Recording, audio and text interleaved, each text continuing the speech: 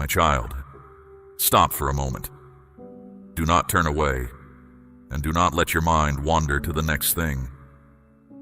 I need you to hear me right now, because this message is not late. It is not by accident. It was set apart for this exact moment, and I need you to receive it. I am speaking to you because something just shifted. You surprised me. Yes, you. Finally, you did it.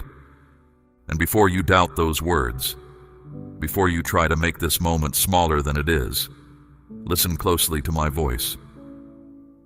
I am not shocked because I did not know what you could do. I am not surprised because I ever doubted you. I speak this way because you finally stepped into what I have been waiting for you to believe. You moved when fear was still loud. You chose faith when your hands were shaking. You did what you kept postponing, and heaven took notice. This matters now, not tomorrow, not someday. Now. But I must also tell you the truth, and I will tell it straight. There is a reason this word almost did not reach you. The enemy did not want you to hear this. He wanted you distracted. He wanted you wandering from one empty thing to the next. Because what I am about to speak will expose him. He has been working against you in ways you did not even recognize. In your habits, in your thoughts, in the people you let close. He has been whispering lies into your mind, telling you that you are too weak, too broken, too far gone for me to ever use you. And little by little you started to believe it. That is exactly what he wants. To keep you stuck, defeated, and blind to what I placed inside you. But hear the truth now, spoken from my own mouth. The enemy has no power over a child of mine who stands firm. He can tempt you, he can lie to you, but he cannot destroy you unless you hand him the key. So this message carries two things, and you need them both. It carries my joy because you finally moved. And it carries my warning, because what you just stepped into must be guarded. A door has opened. And every open door draws two kinds of visitors, my purpose and his schemes. Do not let that frighten you. I am not speaking to alarm you. I am speaking to arm you. A father who loves his child does not only celebrate, he also prepares. Today, I will do both. Let me return to the moment itself because I do not want you to rush past it. I saw the breath you took before you said yes. I saw you act while your mind was still full of questions. I saw you decide to stop waiting for perfect conditions. That is why I speak with urgency now, because hesitation has stolen enough of your days, and this season is about movement. Do you feel that mix of excitement and fear inside your chest? That is not confusion. That is awakening. Something in you finally came into agreement with what I have been whispering for so long. And I am calling your attention now so that doubt does not creep in and rewrite this moment. Doubt is a thief that comes quickly after every act of faith. It will tell you that nothing really happened. It will tell you that the step was small, that it changed nothing, that you imagined my hand in it. Do not listen to that voice. Not even for a moment. Stay with me until the end of this message. Do not rush away. This is not noise. This is direction, and I have much more to speak over you today. You are not behind. I want you to hear that clearly, because you have measured yourself against others for too long.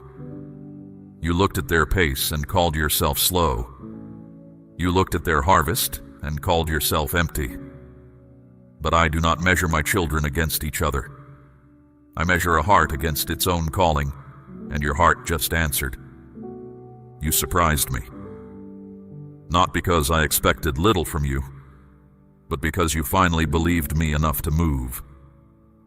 There is a difference between knowing what a child can do and hearing that child finally say yes. I have always known what you carry. Now you are beginning to know it too. That is what changed today. And because you moved, things are moving. Not everything at once. I rarely work that way. But the ground under your life has shifted, and what was locked has begun to loosen. You could not feel it yet with your hands, but your spirit felt it. That is why you are here listening instead of 100 other places you could be. So let my words settle. Let them reach the rooms inside you that have been shut for a long time. Some of those rooms hold old disappointments. Some hold questions you stopped asking because the silence hurt too much. I am going to walk through those rooms with you today, one by one, and I will not leave a single one the way I found it. This is only the beginning, my child. What you began in courage, I intend to establish in strength. But strength requires truth, and truth requires listening. Not the kind of listening that nods and forgets, the kind that bends a life. So quiet the noise around you. Set down what you were carrying when this word found you. For the next stretch of this road, it is just you and me. And I have waited a long time for this conversation. I am not in a hurry, and I will not speak over your heart. I will speak into it. Breathe slowly. Unclench your hands. What I am about to show you concerns the step you just took, the battle around it, and the road that opens beyond it. Nothing I say today is meant to shame you. All of it is meant to steady you. So hear every word to its end. Declare your amen now if your heart is ready to hear me. Now I need you to know something deeply and clearly. I saw everything. Not just the moment you finally moved, but all the moments before it. The ones no one else noticed. The ones you carried alone in the quiet. I saw the nights you stayed awake, turning the same thoughts over and over, wondering why something that looked easy for others felt so heavy for you. I saw the days you smiled on the outside while feeling stuck and frustrated within. You were never invisible to me. Not for 1 hour of one day. I saw your hesitation, and I did not judge you for it. I understood it. You were not weak. You were carrying more than you ever spoke about. You were trying to be strong while wrestling fear, disappointment, and self-doubt all at the same time. I heard the question you asked in the dark. What if I fail? And I heard the quieter fear underneath it, the one you never said out loud. What if I try, and nothing changes? My child, I heard every one of those thoughts, even the ones that never became words. There were moments you almost gave up on yourself. Moments you thought, maybe this just is not for me. Maybe I waited too long. Maybe I missed my window. I saw you pull back when you wanted to step forward. I saw you delay because you were afraid of being disappointed again. And still, I stayed close.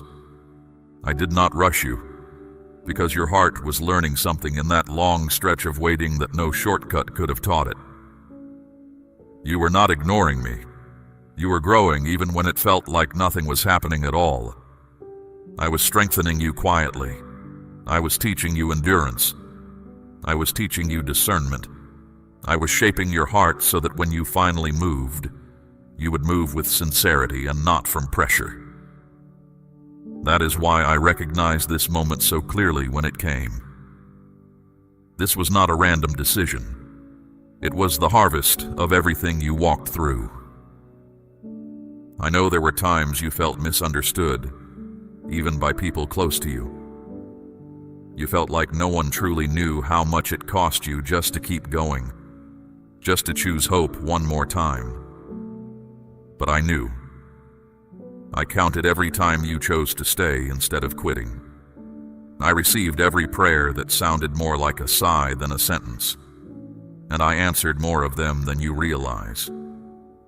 Now listen carefully, because I am about to show you what actually happened when you moved. What you did was not about bravery. It was not about talent or strength, or finally having everything figured out. It was about alignment. The moment you acted while still feeling uncertain, your heart came into agreement with my voice. That is what changed everything. For a long time you believed you had to feel ready before you moved.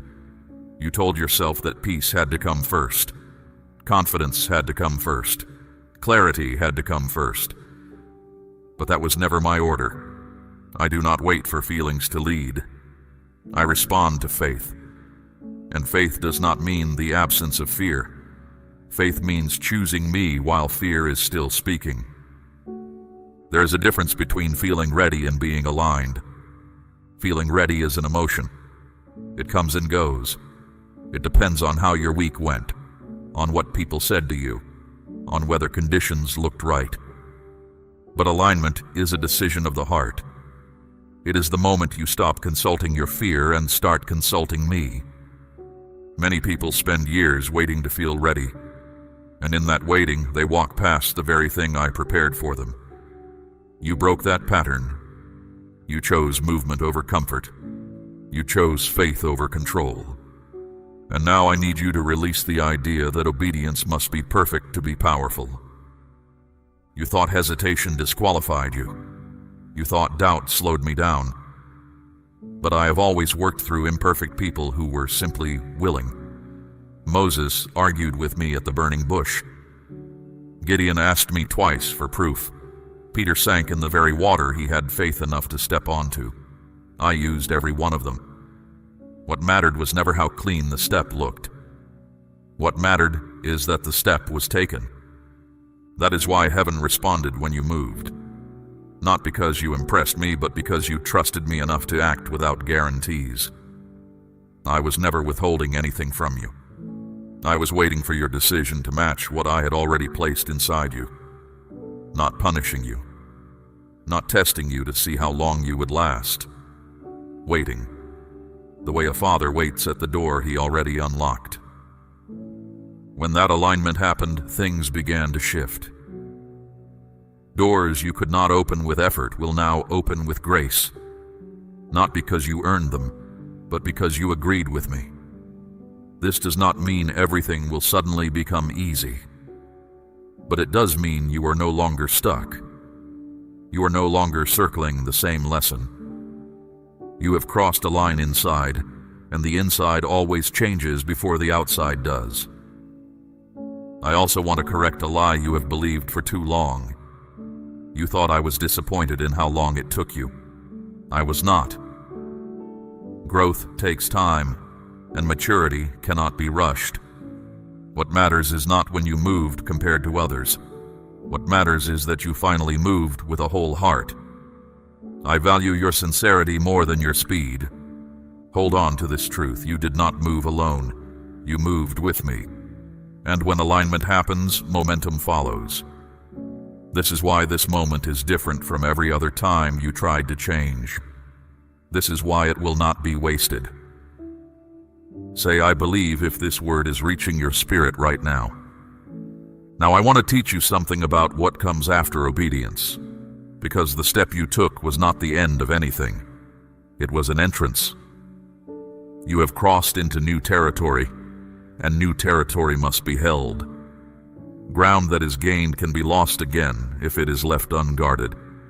So listen closely, because I am going to show you how the enemy works and how a heart stays free. But first, understand what this season asks of you. It asks for open hands.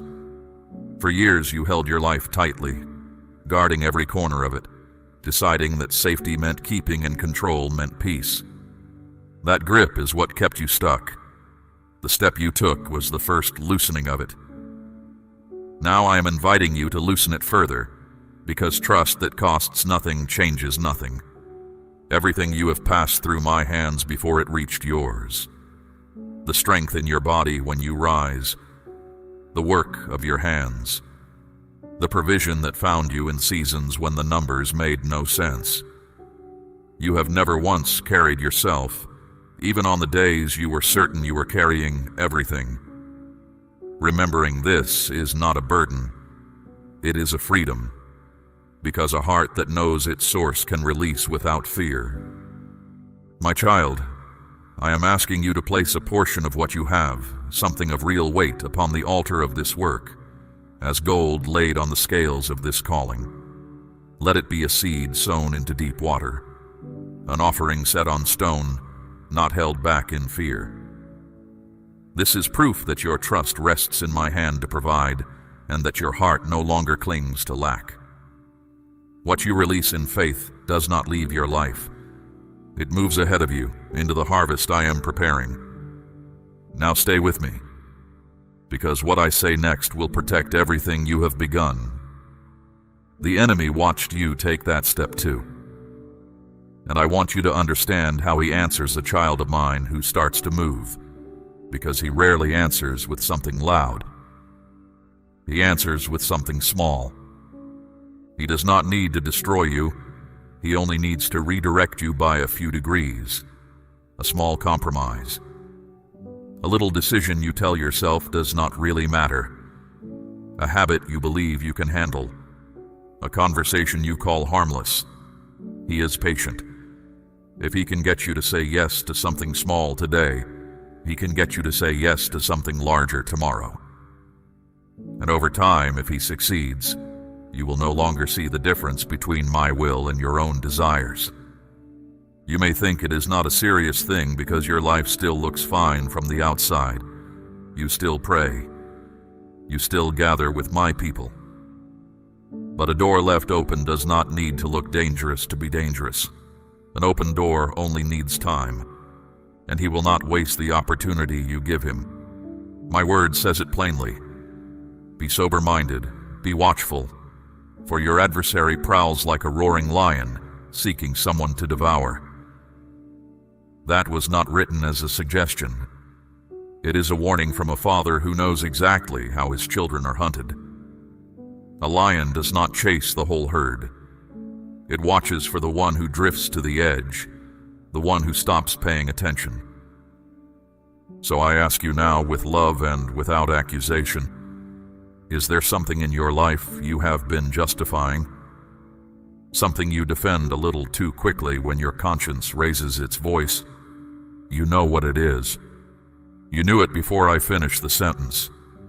Stop calling it harmless. Close that door before what is prowling outside walks in and makes itself at home. I say this because I remember what the enemy has already taken from you, and I'm not willing to let him take more. You had a calling. You felt it. There was a hunger in you for me, a knowing that you were meant to make a difference. And then something changed. A distraction, a wound, a failure, a relationship that pulled you off the road, and you never fully recovered your footing. That was not random. That was strategy. He did not need to destroy you. He only needed to quiet you, to convince you that your past disqualified you, to keep you busy enough, discouraged enough, distracted enough that your voice fell silent. Because the discouraged child of mine does not walk in purpose, and an insecure one never speaks with boldness. But hear me, I never changed my mind about you. The calling I placed in you did not expire while you were wandering. I still call you. I still choose you. The plans I made for you did not pass to someone else while you sat in your discouragement. They waited, the way a field waits through winter, alive under the surface when everything above looks finished. And you are still breathing, which means it is not too late to take back what was stolen. Return to me fully, not halfway. Recover the hunger you had before the wound. The enemy's greatest fear is not your talent. It is your recovery. A child of mine who gets back up knowing what they now know is far more dangerous to his schemes than one who never fell. So guard the new ground. Watch the small doors. Bring the hidden thing into my light while it is still small, because you have seen what happens when it is fed. This is not a heavy demand. It is the instruction of a father walking his child through territory he knows completely. I see every trap laid ahead of you, and I will name each one in time. For now, hold this close. The step you took opened a door that heaven celebrates and the enemy fears. Keep it open by staying awake. What you guard with me cannot be taken from you. Now I must go deeper, into a place most of my children never let me speak about. I want to talk to you about the hidden things, not to expose you, to free you. Sin feeds on secrecy. The longer a thing stays in the dark, the stronger its grip becomes. Maybe it is a habit you have been fighting in private for years. Maybe it is a thought you would be ashamed to admit you carry. Maybe it is something you did that you have convinced yourself can never be told to anyone. And the enemy leans close and whispers, if people knew, they would turn away from you. He tells you, keep it hidden. Manage it alone, you can fix this yourself. But hear the truth. Hidden sin is the very thing eating the foundation out from under your prayers. My word says, confess to one another and pray for one another that you may be healed. Healing does not come while you protect the thing that is wounding you. It cannot. You are guarding the door of the very room I am asking to enter. And understand this clearly, I already know. Nothing you have hidden was ever hidden from me. I do not ask you to bring it into the light so that you can be humiliated. I ask because confession is where shame loses its teeth. The moment a hidden thing is spoken before me, it stops being a master and becomes a memory in the making. I am not waiting to condemn you. I am waiting to lift the weight. There is something else you have been doing, and I say this gently. You have been silencing my warnings. That uneasy feeling you keep pushing down. That tug on your heart in the middle of an ordinary moment. That quiet conviction that rises when you are about to make the same choice again. Those are not your nerves. Those are me speaking softly, because I always speak softly first. Too many of my children hear that voice and say, it is not a big deal, I will deal with it later. And while they wait, the foothold becomes a fortress. By the time the damage is visible, the pattern is already deep. The cost of ignoring my warnings is not a single punishment. It is distance. Prayers that feel like they stop at the ceiling. A heart that slowly loses its softness. The more you silence my spirit, the fainter my voice becomes to you. Not because I stopped speaking, but because you trained yourself not to hear. This is how people drift from me without ever deciding to leave. No single dramatic moment. Just 100 small refusals to listen. And I am telling you this today because I love you too much to let you drift quietly. I am raising my voice now so you will not have to learn this the hard way. Because here is what happens when my children refuse every gentle warning. I do not abandon them, but I will allow the comfort to break. And some of what you have called suffering in your life was exactly that. The heartbreak, the disappointment, the door that closed in your face. It was not random, and it was not cruelty. It was the moment my voice, long ignored in whispers, finally reached you through circumstances. Some of you were chasing people I never sent, holding on to habits I had already told you to leave, stepping past warning after warning because facing the truth felt too costly. So I let the pain speak where you refused to listen, not to crush you, to wake you. I would rather break your comfort than watch you walk whole and smiling into destruction. That is not harshness. That is the mercy of a father who can see the cliff you cannot. So if you are hurting right now, stop asking, why is this happening to me? That question circles and never lands. Ask instead, what are you saying to me through this? What am I being asked to release?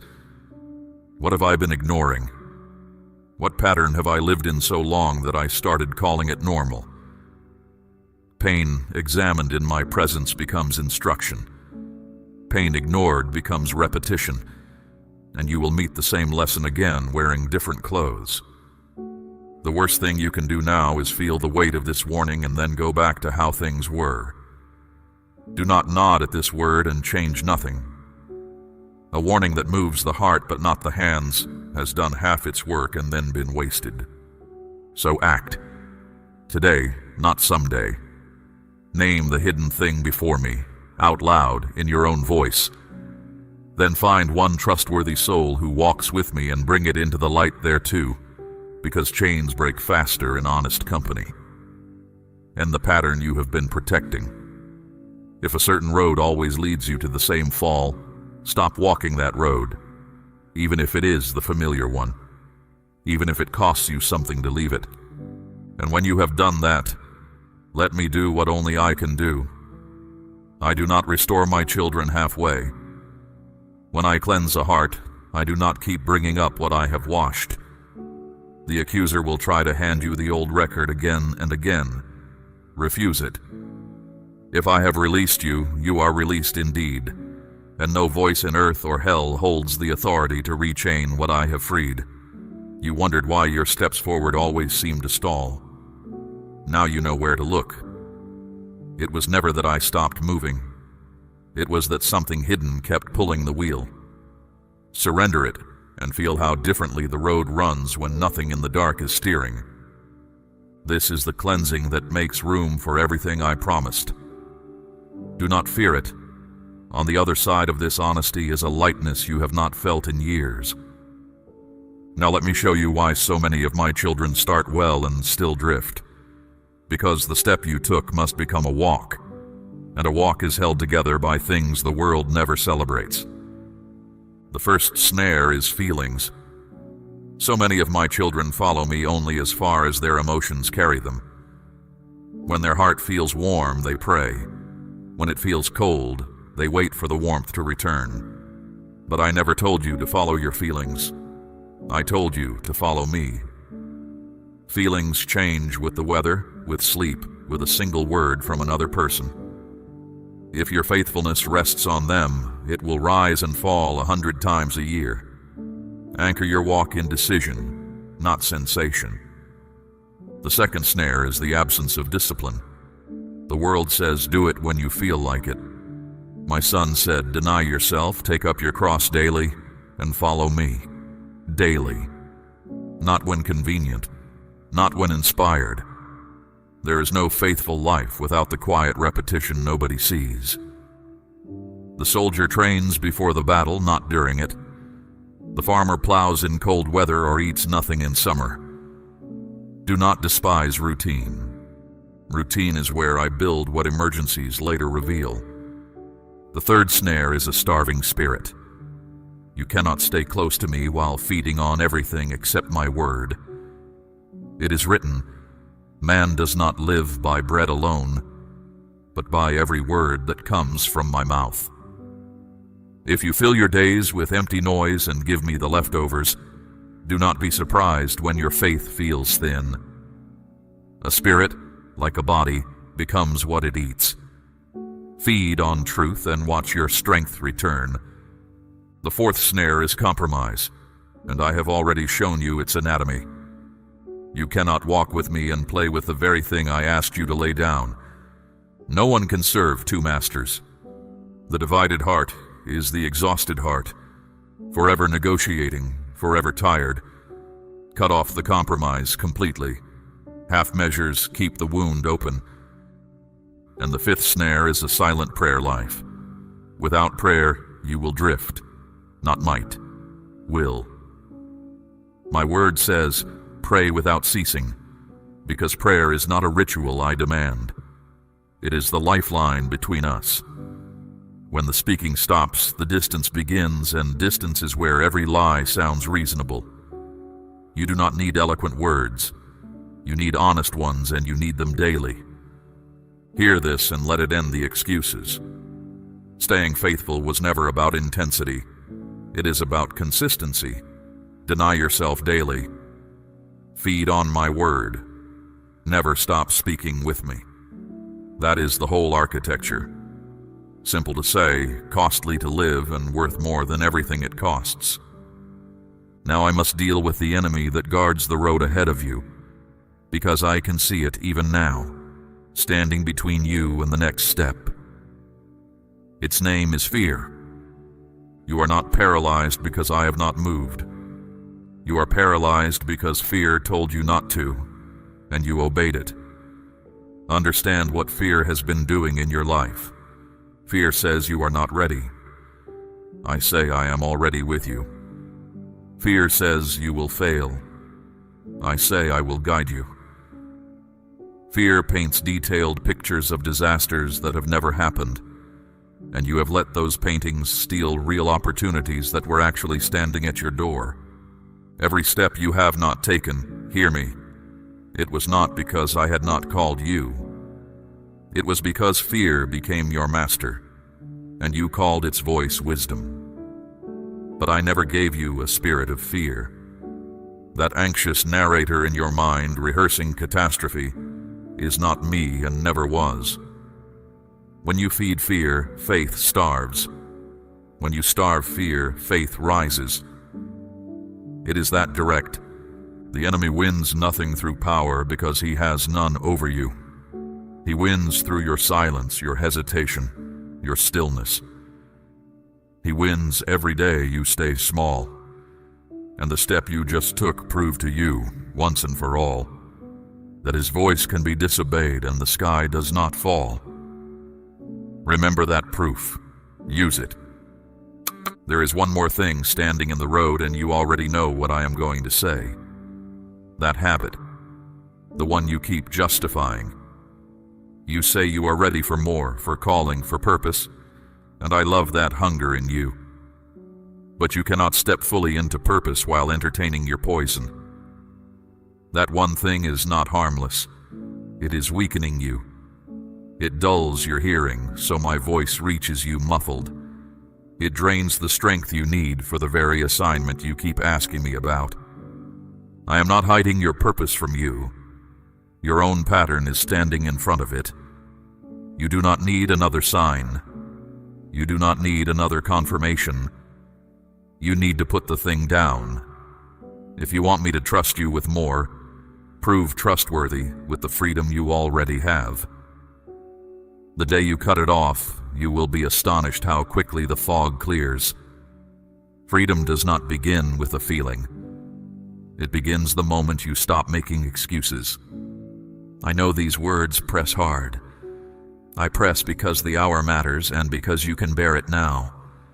A year ago, this word would have crushed you. Today, it can build you.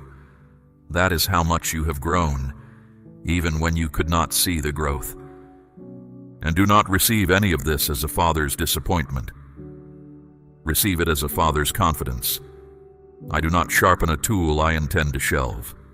I do not prune a branch I have given up on. The vine dresser cuts the branch that bears fruit so it will bear more. The very fact that I am correcting you this closely is evidence of how seriously I take what I'm about to do through you. Speak, I trust you, Lord, if you are ready to leave the old ways behind. Now let your heart grow quiet, because after warning comes promise, and I keep every promise I make. What you started in obedience, I will sustain with my faithfulness. You did not step forward alone, and you will not have to maintain this path by your own strength. I am involved in what concerns you, and I finish what I allow my children to begin. Write that across the doorway of this new season.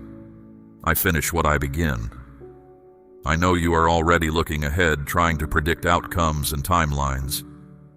I understand the hunger for certainty, but listen gently. I do not reveal everything at once, because trust grows in stages. I give you light for the next step, not a map of the whole road. And that light is enough. It has always been enough. The lamp is for your feet, not for the horizon. When you walk with me, your obedience will not be wasted. No act of courage, no quiet surrender, no unseen faithfulness escapes my accounting. Even when progress feels slow, I am moving. Even when doors stay shut longer than you hoped, I am working on the other side of them. My timing protects you from arriving before the door is ready. and from the door opening before you are. I also promise you peace, not the fragile kind that depends on circumstances behaving, the kind that settles the heart while answers are still forming. As you keep choosing me, you will notice a steadiness replacing the old churn of anxiety. Pay attention when you feel it. That calm is not numbness. It is the signature of alignment, the quiet hum of a life that has stopped fighting its maker. And understand something about what lies ahead.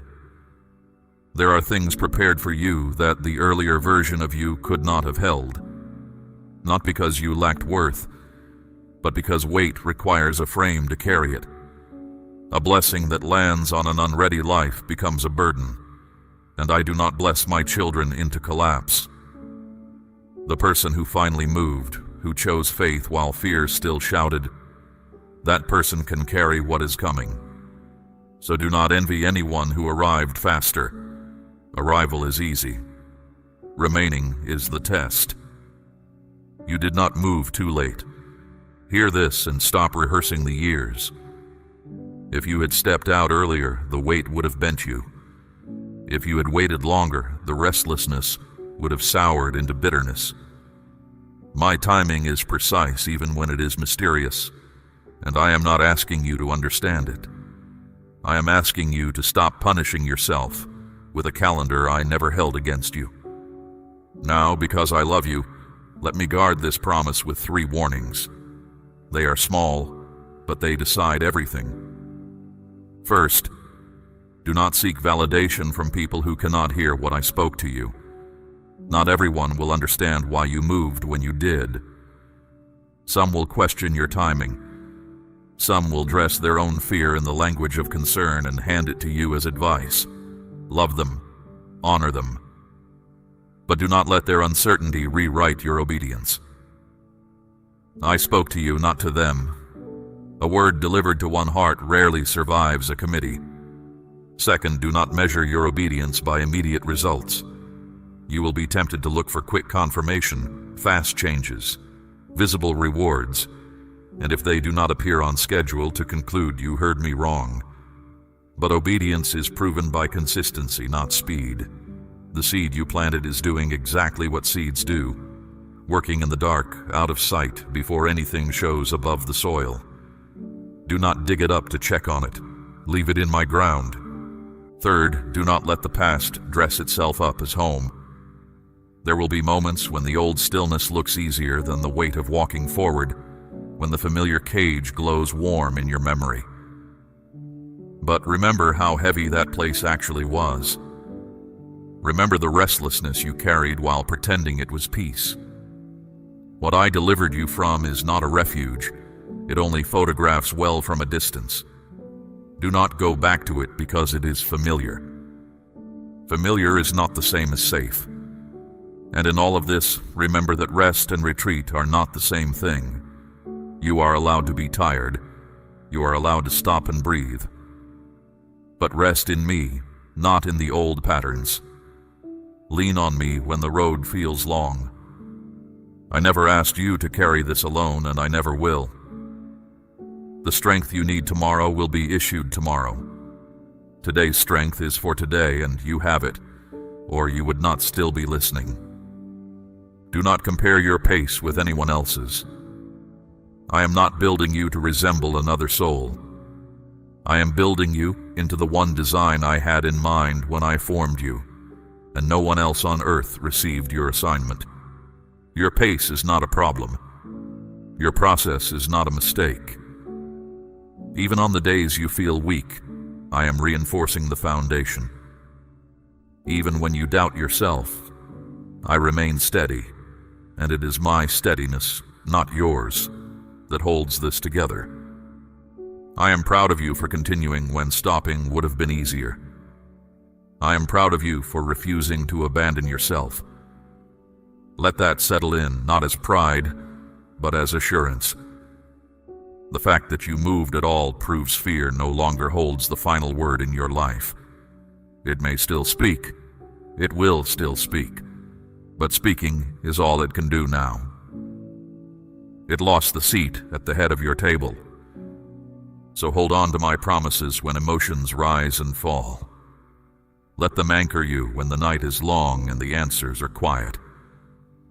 I am faithful, and I do not change my mind about those I call forward. What I have begun in you will unfold with purpose, with peace, and with grace. You are held. You are safe in my hands. And the road ahead, step by step, will be lit exactly when your foot needs the ground. Now we come to the moment that requires your answer. Not tomorrow. Not when you feel more confident. Now. What I am asking of you is not perfection. It is decision. Faith is not proven by what you feel. It is proven by what you choose, and today you must choose again. You already took a step, and I received it with joy. But obedience is not a single moment. It is a posture of the heart. I am inviting you into a new way of living, where you consult me daily, where you trust me in small things and large ones alike, where you move with me, not ahead of me in anxiety and not behind me in dread. I know part of you still wants reassurance before every decision. You want to be certain you heard correctly. You want a promise that nothing will go wrong. But certainty is not the soil where faith grows. Faith grows when you trust my character while the outcome is still hidden. I am asking you to place your confidence not in results, but in me. So pray even when you feel unsure. Act even when your voice shakes. Continue even when progress feels slow. These choices are not small. Each one is a stone laid into the life I am building with you. And each time you choose me, the old grip of fear loses another finger.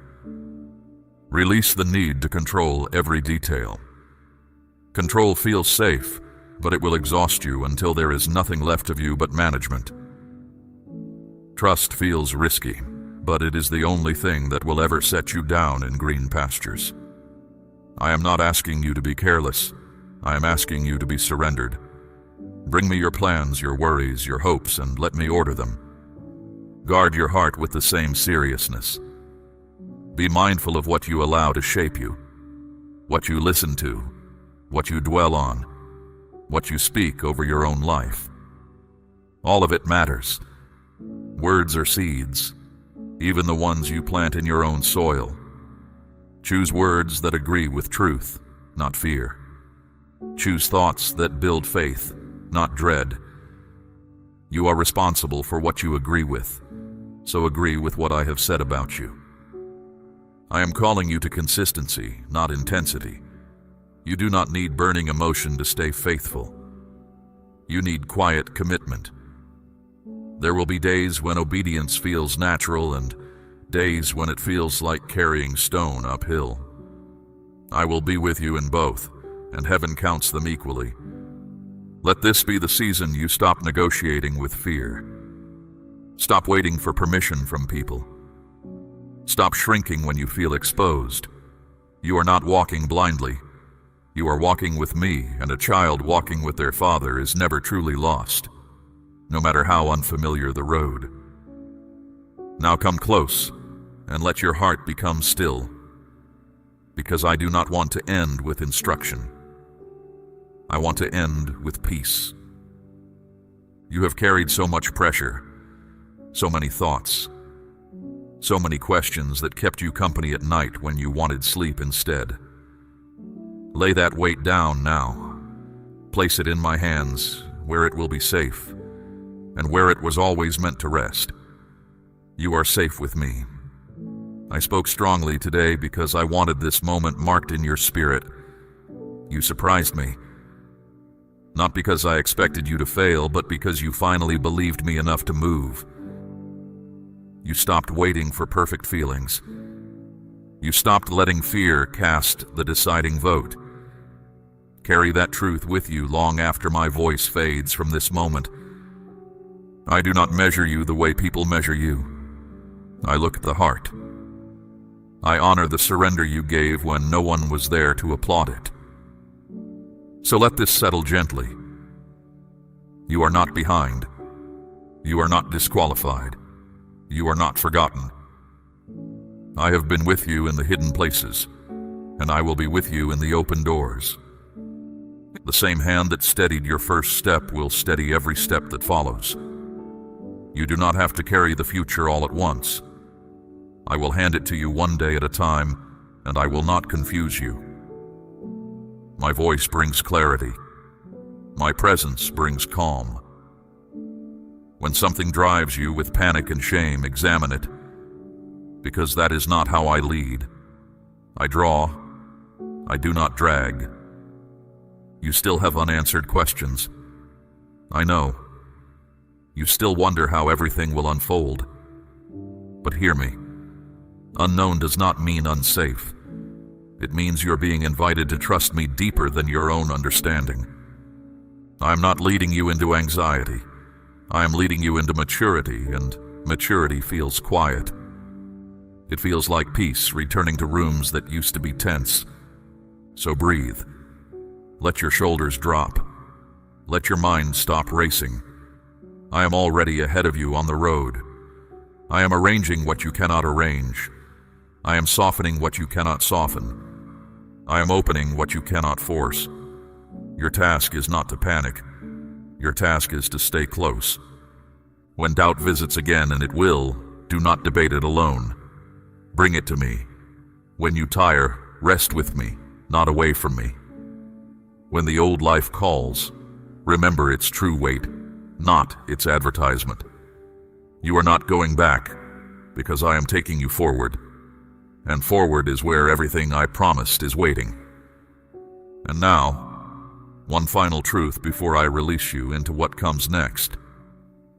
What you carry today is different from what you carried before. Before, you carried questions and called them wisdom. You carried hesitation and called it discernment. You carried fear and called it patience. But now you carry proof. Proof that you can move. Proof that when my voice calls, your heart is able to answer. That proof is yours forever. No one can argue it away because it happened. The next time fear speaks, you will remember this day. You will remember that you chose forward, and that memory will carry you across the next threshold and the one after that. This is how I build my children, not in one blazing moment, but in 1,000 quiet ones, laid one upon another until the life I designed begins to stand. You are inside that process right now. Do not despise it. Receive it. Every faithful step from this moment on is a stone set true, a foundation deepening, a life rising, not by your strength alone, but by mine working through your willingness. And that is enough. You are enough for what I am asking, because I am enough for what you will face. Those you love and carry in prayer are not outside this promise. As I have watched over you, I am watching over them, and your obedience opens roads that others will one day walk with you. Go forward now, my child. Carry this peace with you into every room you enter. Let your life become the answer you kept asking me for. What began today is only the beginning, and I will finish what I started in you. If you receive all that I have spoken over your life today, declare, I receive it, amen, and walk forward with me. We run on viewer support only. For exclusive member-only content, scan the QR or see the pinned comment. God bless you.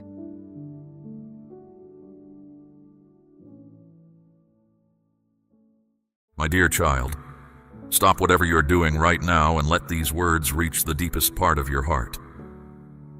What I'm about to say is not just a message.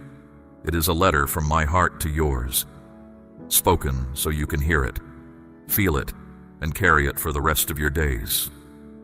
I have been waiting to tell you this, and today is the day you need to hear it clearly. You didn't find this moment by accident. You were not led here by chance. I drew you here because I have something to say to you, and I need you to listen with your whole heart open. Let the noise of the day fall away. Let it be just you and me for a little while. You are not alone. You have never been alone. Not on your hardest day. Not in your loneliest night. Not in those quiet hours when you sat in the dark and wondered if anyone in this universe cared about you at all. I was there. I am there still. I will never stop being there. This is not a comforting thought to help you sleep. This is the absolute truth, and I want it to sink into your soul like water soaking into dry ground. Let it settle. Let it stay. I want you to walk in my light today, not tomorrow. Not when things get better. Not when you feel more ready or more worthy. Right now, exactly as you are. Lift your head as you walk. The one who set the stars in their places, who paints the sunrise morning after morning, who breathed life into everything that lives, is walking beside you. That is not a small thing. That is everything. I want you to feel it in your bones. Hear this about your home. You and the ones you love are safe under the cover of my love. I have set a shield around your walls, around your loved ones, around every person you carry in prayer. There is no darkness strong enough to break through what I have built around you. There are battles being fought for you that your eyes will never see. I fight them myself. I stand guard over your life while you sleep, and I win wars on your behalf before trouble ever reaches your door. The enemy plans, and I overturn his plans before they take a single step toward you. So let go of the fear that has been gripping your heart. You are not exposed. You are not defenseless. You are covered by the strongest force in all of existence, and that force is my love for you. Nothing gets past it. I know fear has been loud lately. It has whispered to you at night and followed you through your days. It has told you that the worst is coming, that you cannot cope, that you are one bad day away from falling apart. Fear is a liar. It always has been. I do not speak to you the way fear speaks. Fear pushes and panics. I steady and strengthen. When you hear a voice that crushes you, that is not my voice. When you hear a voice that calls you higher while holding you close, that is me. My precious one, I see how hard you have worked to hold everything together. I see the weight you carry that no one else knows about. I see the smile you wear when your heart is heavy. You do not have to perform for me. Come as you are, and let me carry what you were never meant to carry alone. There is a reason this word is reaching you now, in this season, on this very day. Something is shifting in your life. You have sensed it, even if you could not name it. I am moving pieces into place that you cannot see yet, and I needed you to know it before tomorrow arrives. Before tomorrow arrives, I need you to know this. You are mine, not because of anything you did, not because you earned a place in my heart. You are mine because I chose you, and my choice does not change with your moods, your failures, or your fears. Tomorrow does not belong to your worries. It belongs to me. I am already there, standing in it, arranging it, preparing it for your arrival. When you step into it, you will not be stepping into the unknown. You will be stepping into a day I've already walked through on your behalf. So do not spend tonight rehearsing everything that could go wrong. Spend it resting in the one who holds everything that will go right. I have never once been surprised by your circumstances. I have never once run out of answers. And I am not about to start with you. Listen closely now, because I want this to go deep. The hard road you have walked did not disqualify you. The mistakes you made did not cancel my plans. The delays you endured did not mean I forgot you. I have been with you through every mile of it, and every mile has mattered. You are standing at the edge of something new. I will not tell you every detail, because I want you to walk with me, not just with a map. But I will tell you this much. What is ahead of you is good. It is worth every step it takes to reach it. I know you have questions. You wonder why some doors closed and why some prayers seem to hang in the air unanswered. You do not need every answer tonight. You need to know that the one who holds the answers also holds you. And I do. Firmly, gently, and without ever letting go. So breathe, my child. Let your shoulders come down from around your ears. Let the tension you have carried all day loosen its grip. This moment is safe. I made it safe so that you could finally hear me without the world shouting over my voice. If your heart is open to receive this, declare your amen now. Come near to me and let me tell you what happens when you do.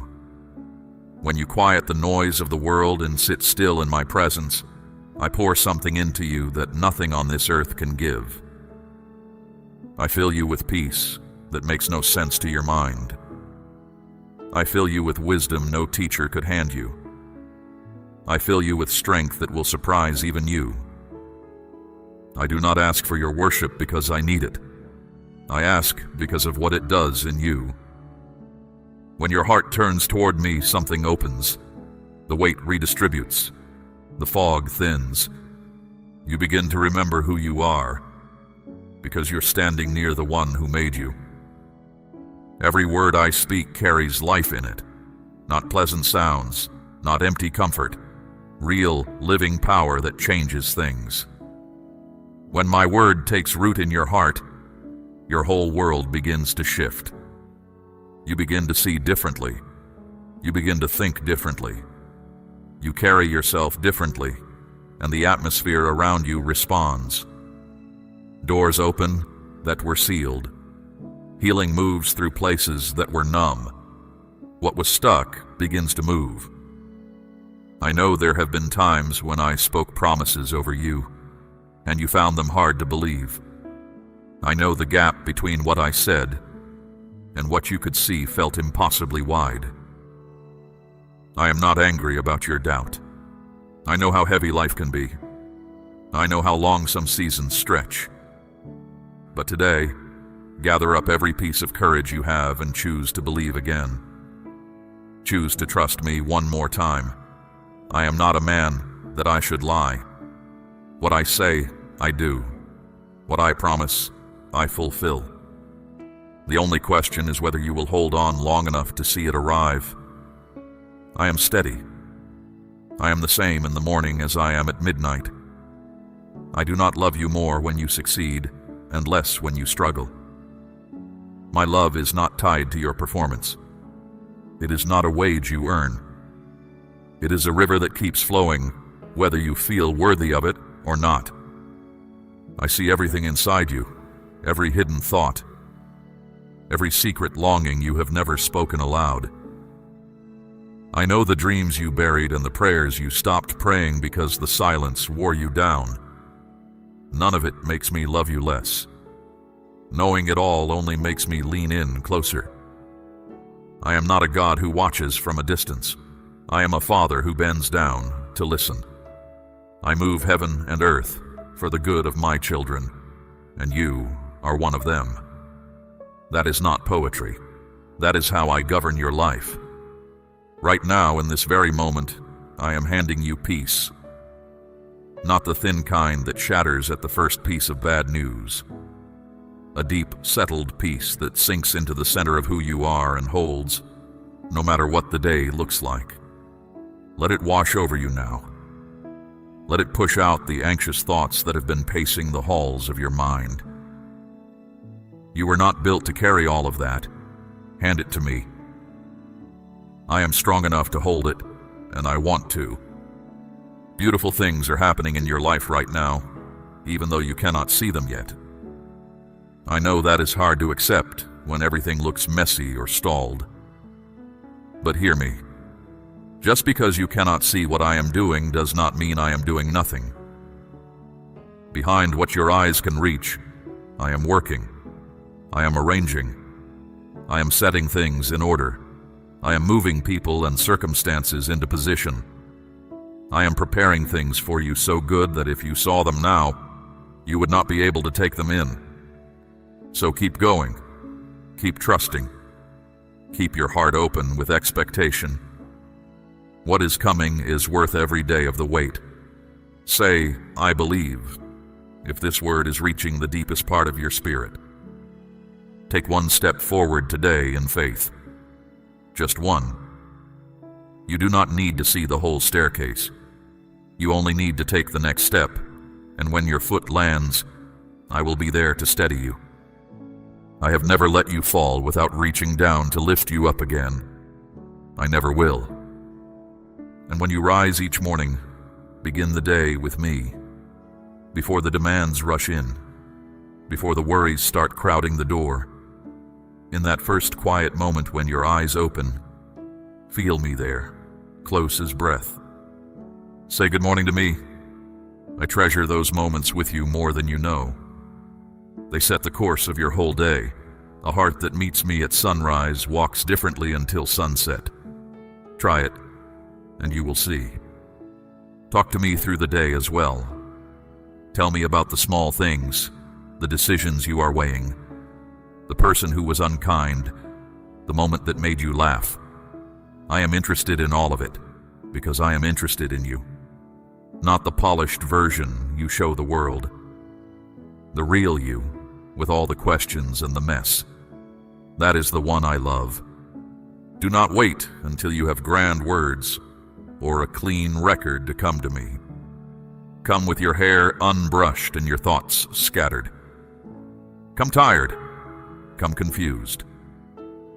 I have never once turned away a child who came honestly, and I will not begin with you. There is a difference between knowing about me and knowing me. Many speak of me who have never sat with me. I am inviting you deeper than information. I am inviting you into a friendship that steadies your steps, feeds your soul, and outlasts every storm this life can raise. This is what I have wanted you to understand for a long time. I am not a duty on your list. I am the source of everything you have been searching for in 100 other places. Come to the source. Drink deeply. You will never be the same. My word has already taken root in your heart. You may not feel it working, but it is there, like a seed hidden deep in the soil, growing quietly until the day it breaks the surface and stands strong in the light. That is what is happening inside you. You are growing in ways you cannot measure yet. And everything growing in you now is getting you ready for what is ahead. Look at the world around you. So many are wandering without direction, chasing things they believe will fill them. Money, approval, position, pleasure. They reach what they were chasing and find the emptiness still there, waiting. They trust people who fail them. They pursue dreams that were never theirs. They pour themselves out trying to fill a space that was shaped for me alone. And slowly, quietly, they drift. Not because I pushed them away, but because they stopped looking for me. But you have been different. Even in your seasons of doubt, even when confusion pressed in, you kept coming back. You kept reaching for me. Do you know what that means to me? Everything. That is why I am entrusting you with more. I want you to be a carrier of hope, not by preaching at people, not by pushing, simply by letting my love move through the way you live, the way you speak, the way you treat the people in front of you. When others see something steady in you, something unshaken, they will wonder where it comes from. That is your moment to point them to me. My child, I am asking you to place a portion of what you have, something of real weight, upon the altar of this work as gold laid on the scales of this calling. Let it be a seed sown into deep water, an offering set on stone, not held back in fear. This is proof that your trust rests in my hand to provide. and that your heart no longer clings to lack. What you release in faith does not leave your life. It moves ahead of you into the harvest I am preparing. There are people all around you who look fine on the outside and are breaking on the inside. They laugh with friends and feel alone in the crowd. They carry themselves through the day, then sit in silence at night, feeling hollow. I see every one of them, and I am sending hope to them through vessels like you. You do not need to do anything grand. Be kind, be patient. Listen when someone needs to be heard. Speak gently when someone near you is hurting. These small acts carry enormous power, and they plant seeds in hearts that I myself will water and grow. Do not underestimate one life lived with love and faith. You have no idea how far the ripples of your kindness travel, but I do. I follow every one of them to the farthest shore, and the reach of your life is greater than you will ever know on this side of eternity. Now let me speak to something that has been troubling your heart. There are times you feel held back, times when a voice tells you that you are not enough, that you have made too many mistakes, that your past cancels the future I promised you. Hear me clearly. That is a lie. Every word of it. Stop agreeing with it. I have set you free. Not partly free, not mostly free, completely free. The chains that held you, the shame, the guilt, the regret, I broke them. You are not who you used to be. You are not defined by what you did before you knew better. You are not trapped inside the worst chapter of your story. I have washed the record clean and set a fresh page before you. And on that page I am writing something you would not believe if I told you all of it now. So when the old accusations come knocking, do not open the door. The one who accuses you has no authority over what I have pardoned. My verdict stands above every other voice, and my verdict over you is forgiven, free, and mine. Be careful then what you allow into your mind and heart, the things you listen to, the conversations you keep, the thoughts you entertain. All of it either builds you or wears you down. Guard your inner world. It is the field where your future is growing. When a fearful thought arrives, answer it with what I have said. When doubt speaks up, counter it with my promises. When bitterness looks for a place to settle, fill that place with gratitude before it can unpack. You have the strength to do this because my spirit lives in you, and my spirit has never lost a battle. And when the day is done, do not carry its weight to bed. Lay it all down at my feet. The frustrations, the words that stung, the things that did not go the way you hoped. Give them to me before you sleep. I will trade you rest for your burdens. Real rest. The kind that repairs you from the inside, so you wake with strength you did not go to bed with. This exchange is always available. Come to it every night. Some nights the surrender will feel unfinished, and the same worry will try to climb back onto your shoulders by morning. Lay it down again. This is not failure.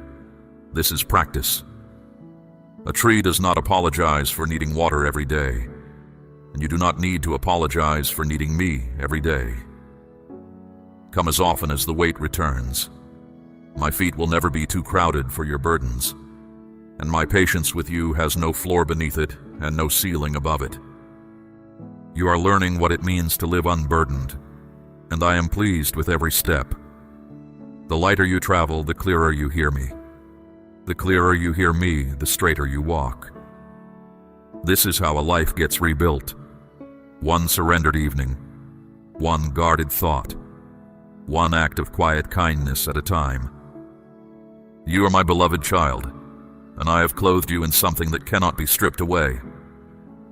It is a covering of life and power, a calling I placed on you before the world ever heard your name. People may not always see it, but it is there, and it is permanent. You are marked. You are chosen. You are set apart for something that matters. And none of this rests on how impressive your record looks or how much you own. It rests on my decision, and my decisions do not expire. I am personally involved in every corner of your life, your work, your relationships, your health, your home. I am not a distant overseer glancing at your file from time to time. I am in the details, working on answers to problems you have not even met yet. I know what you need before you ask. I am already preparing provision for needs that have not yet arrived. And when my answers reach you, I want you to recognize them for what they are. Not luck, not coincidence. My hand, faithful again. Now listen carefully, because there is something you must understand about the giants you face.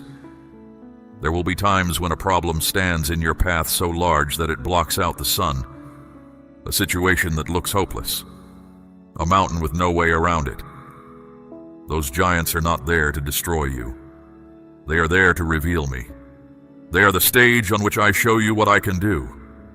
Every giant that has ever stood against my children has ended the same way, on the ground. When you face one, do not measure it against your own strength. That arithmetic will always fail you.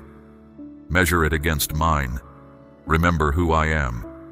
Remember what I have already done in your life. Think back. Remember the time things looked finished and then suddenly shifted.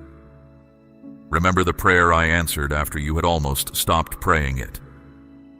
Remember the door that opened when every other door had closed. Let those memories feed your faith today, because the God who did that has not changed. My power has not weakened. My commitment to you has not cooled. I am exactly who I have always been, and I am standing with you now, in this fight, in this season, in this very hour. And hear this about fear. Fear is not your friend, and it is not harmless. Fear is a thief.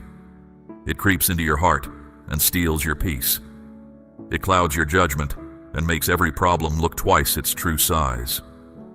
It whispers that the worst outcome is the most likely one, when I have written otherwise. Fear has no real power over you unless you hand it the keys. Today, take them back. Say it aloud. Fear has no place in my life. I am not led by dread. I am led by faith, because that is exactly who I made you to be. When you walk with me, you walk with the one before whom every darkness retreats. Nothing that rises against you can win, not because you are strong in yourself, but because I am your shield. And when the enemy looks at you, he must also look at me. That is why he cannot touch the core of who you are. Now, I want to speak to the part of you that has been waiting a long time. You have prayed for something, maybe for years, and it has not come. You have held on through disappointment after disappointment. You have kept believing when everything visible told you to stop. I see that. I honor that. And I tell you now, your waiting has not been wasted. Not one day of it. While you waited, I was building. While you wondered, I was arranging. What is coming is not only the thing you ask for, it is a fuller version of it than you knew how to ask for. My timing is not your timing. You see one small piece of the picture. I see the whole of it, from the first line to the last. And from where I stand, I can tell you with complete certainty, the wait will make sense. There are people who let go just before the answer arrived. They grew tired and walked away while I was setting the final pieces in place. I do not want that for you. Hold on. Keep asking. Keep showing up. What looked like a delay was never a denial. I was working. You could not see it, but I was arranging everything. The answer you have carried in prayer is not lost. It is not forgotten. It is being completed, and it will arrive at the appointed hour, not one moment late. Do not read my silence as absence. Some of my deepest work happens in the quiet, the way roots deepen in soil that looks still from above. When I am quiet, I am not gone. I am concentrating on something that concerns you. And when the answer comes, you will understand why it could not have come sooner. You will see what had to move first, who had to be readied, what had to be cleared from the road. Trust me with the schedule. I have never been late to anything I promised. While you wait, keep doing the small, faithful things. Tend what is in front of you. Keep your word. Pray for the people around you. These quiet acts are not filler between now and your breakthrough. They are part of it. Kings are shaped in fields before they stand in palaces, and the shepherd years are never wasted years. I watched David guard sheep no one else counted, and I was preparing a throne the whole time. What you do in hidden places, I see. And what I see in secret, I reward in the open. So stand firm today, not because the circumstances have changed yet, but because you know the one who changes them. Steady your heart, set your face forward. The season you are entering is one I have already walked ahead of you, and I would not lead you into it without also making you able for it. Now let me touch a wound that has been aching for a long time. The words other people have spoken over your life. The criticism, the judgment, the voices that told you that you were not smart enough, not gifted enough, not worthy of the good things you long for. Maybe someone laughed at your dreams. Maybe someone questioned your faith. Maybe the people who should have lifted you up were the very ones who pressed you down. I heard every one of those words, and I want to heal what they left behind. Here is the truth. What people think of you does not define you. Their approval does not make you valuable, and their disapproval cannot make you worthless. Your worth was settled by me long before any of them met you, and no human voice holds the authority to overturn what I have declared. The critics do not have the final word. I do. And my word over you is full of love, purpose, and promise. Chosen, forgiven, called, restored. These are not compliments. These are facts, and I want you to wear them the way a king wears a crown. So lay down the exhausting work of proving yourself. Stop pouring your strength into winning approval from people who may never give it. You already have mine. Step out of the shadow of their opinions and into the light of what I say about you. And now I must ask something of you that is not easy. The people who wronged you, who misjudged you, who used your kindness against you, release them. Not because what they did was acceptable, not because they earned it. Because bitterness is a poison you drink with your own hands, and I want it out of your life. Forgiveness does not excuse them.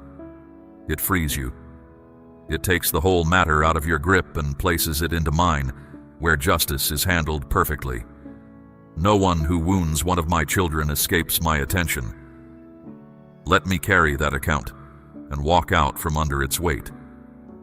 When you forgive, something breaks open in the unseen.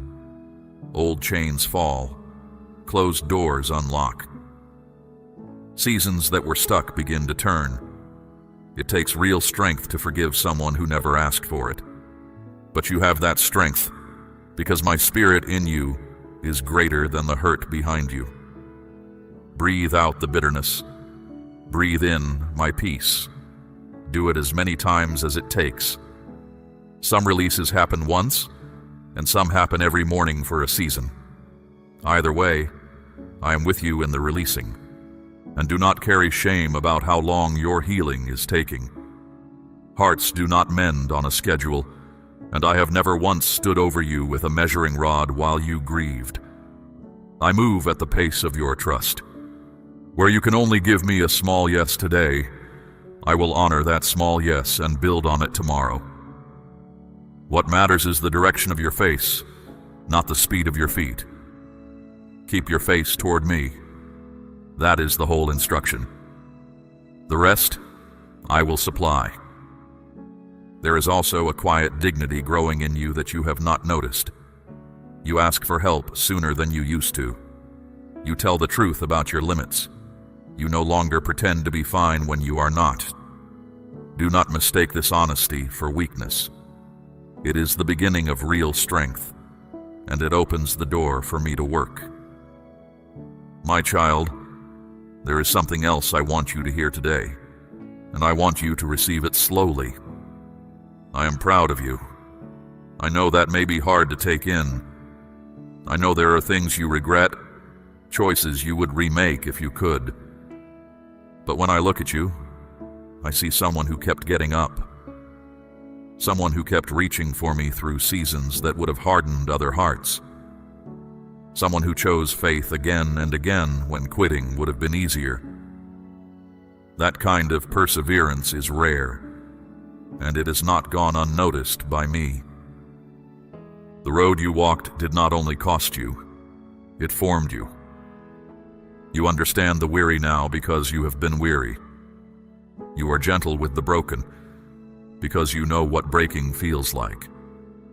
That understanding in you is real treasure, and I will use it in ways you cannot yet imagine. You are not simply a person moving through days. You carry an assignment that belongs to you alone. The blend of your story, your gifts, and your scars fits a purpose that no one else on this earth can fulfill. I did not make a general design and stamp your name on it. I built you for this, deliberately. So do not compare yourself to anyone. Comparison will either puff you up or press you down, and both are lies. My plans for you are custom-made. My timeline for your life matches no one else's, and it was never supposed to. Run your own race. When a runner keeps looking sideways at the other lanes, two things happen. He slows down and he stumbles. Keep your eyes on the path I set before you, and you will keep both your speed and your footing. Run with endurance, not with panic. Some things I am building in you can only be built slowly, the way an oak grows, ring upon ring, year upon year. Do not despise the slow seasons. They are adding strength where you will need it most, and run with joy. Joy is not the same as happiness. Happiness depends on what happens. Joy depends on who I am, and who I am never changes. That is why joy can sing in a hard season. It is drawing from a well the drought cannot touch. There's a finish line ahead of you, and I am not neutral about whether you reach it. I am for you. Every step of your race matters to me, and I am running alongside you the whole way, closer than your own heartbeat. When you stumble, and you sometimes will, a stumble is not a disqualification. Get up, fix your eyes forward. The race was never won by the ones who never fell. It is won by the ones who rise, and rising is something you have learned well. Speak. I trust you, if you are ready to walk in what I have spoken over you. Now I want to speak over your home. Not just the walls and the roof, but the life that happens inside them. I want your home to be a place of peace. Not merely the absence of arguments, but a warm, living peace that people can feel the moment they cross your threshold. I am blessing your home even as my voice reaches you. I am filling the room where you gather, the table where you eat, the corners where laughter happens, and the quiet places where tears have sometimes fallen. I am in all of them. I am making your home a shelter where masks come off and healing begins. And for those you love who are still far from me, do not lose heart. I have not given up on them, and I see them more clearly than you do. Keep praying. Keep loving them without lectures. Your love is a seed, and seeds grow in seasons You cannot always watch. I will do what only I can do in their hearts, at the hour I know is right. Bring all of this to me in prayer, and let prayer be bigger for you than a list recited at bedtime. Prayer is you and me, speaking heart to heart. I already know every fact of your situation. What prayer changes first is you. It lines your heart up with mine, and from that alignment, power moves. When you pray with faith, things shift. Heaven leans in. Situations that stood frozen for years begin to thaw. Do not think of prayer as the last resort when your effort runs out. It is the first move of the wise, and the strongest position you can take in any battle. Build your life on my word as well. Let it be the ground floor of your thinking. The wisdom of the world changes with every generation. What it praises today, it mocks tomorrow. My word has outlasted empires, and it will still stand when every other voice has gone silent. When you are confused, my word gives clarity. When you are afraid, it puts courage back in your chest. When you feel unworthy, it tells you the truth about who you are. Store it in your heart the way a wise household stores grain, and you will have bread in every famine. Now let me speak to the worry that follows you around money and provision. I know it is one of the heaviest weights my children carry. Hear me plainly. I am your provider. That is not a title I wear. It is a role I actively fill every day in your life. I know what you need. I know what those under your roof need. My storehouses do not run low, and my ability to provide for you does not rise and fall with the times. I open doors no one can shut. I place the right people in your path. I plant ideas in your mind that become provision in your hands. I am not promising a life without lean seasons. Some of them teach trust in ways abundance never could. But I am promising this. You will not be abandoned in any of them. Keep bringing your needs to me. Keep handling what I give you with an open hand, and watch what I do with what you release. Now come away from the noise for a moment, because I want to teach you about stillness. The world has trained you to fill every silence, sound upon sound, hurry upon hurry, until the soul cannot hear itself, let alone hear me. But silence is not your enemy. Silence is where I speak most clearly. In the quiet, things rise to the surface. Old memories, unanswered questions, feelings you have pressed down for years. I know that can be uncomfortable, but what rises in my presence rises to be healed. Do not run from those moments. They are the doorway to your freedom. When you choose to be still before me, you are saying with your posture what words cannot say. You are saying, I trust you enough to stop. And to that kind of trust I always respond. Find small pockets of stillness in your day. Even a few unhurried breaths with me can change the hours around them. I live in the present moment, my child. Not in your yesterday with its regrets. Not in your tomorrow with its unknowns. Here. Now. When your mind races constantly between guilt behind you and worry ahead of you, you miss me. And you miss the good I have planted in this very hour. Look for me in the ordinary, the warmth of sunlight through a window, rain on the roof, the laughter of someone you love, the first quiet minutes of the morning. These are not small things.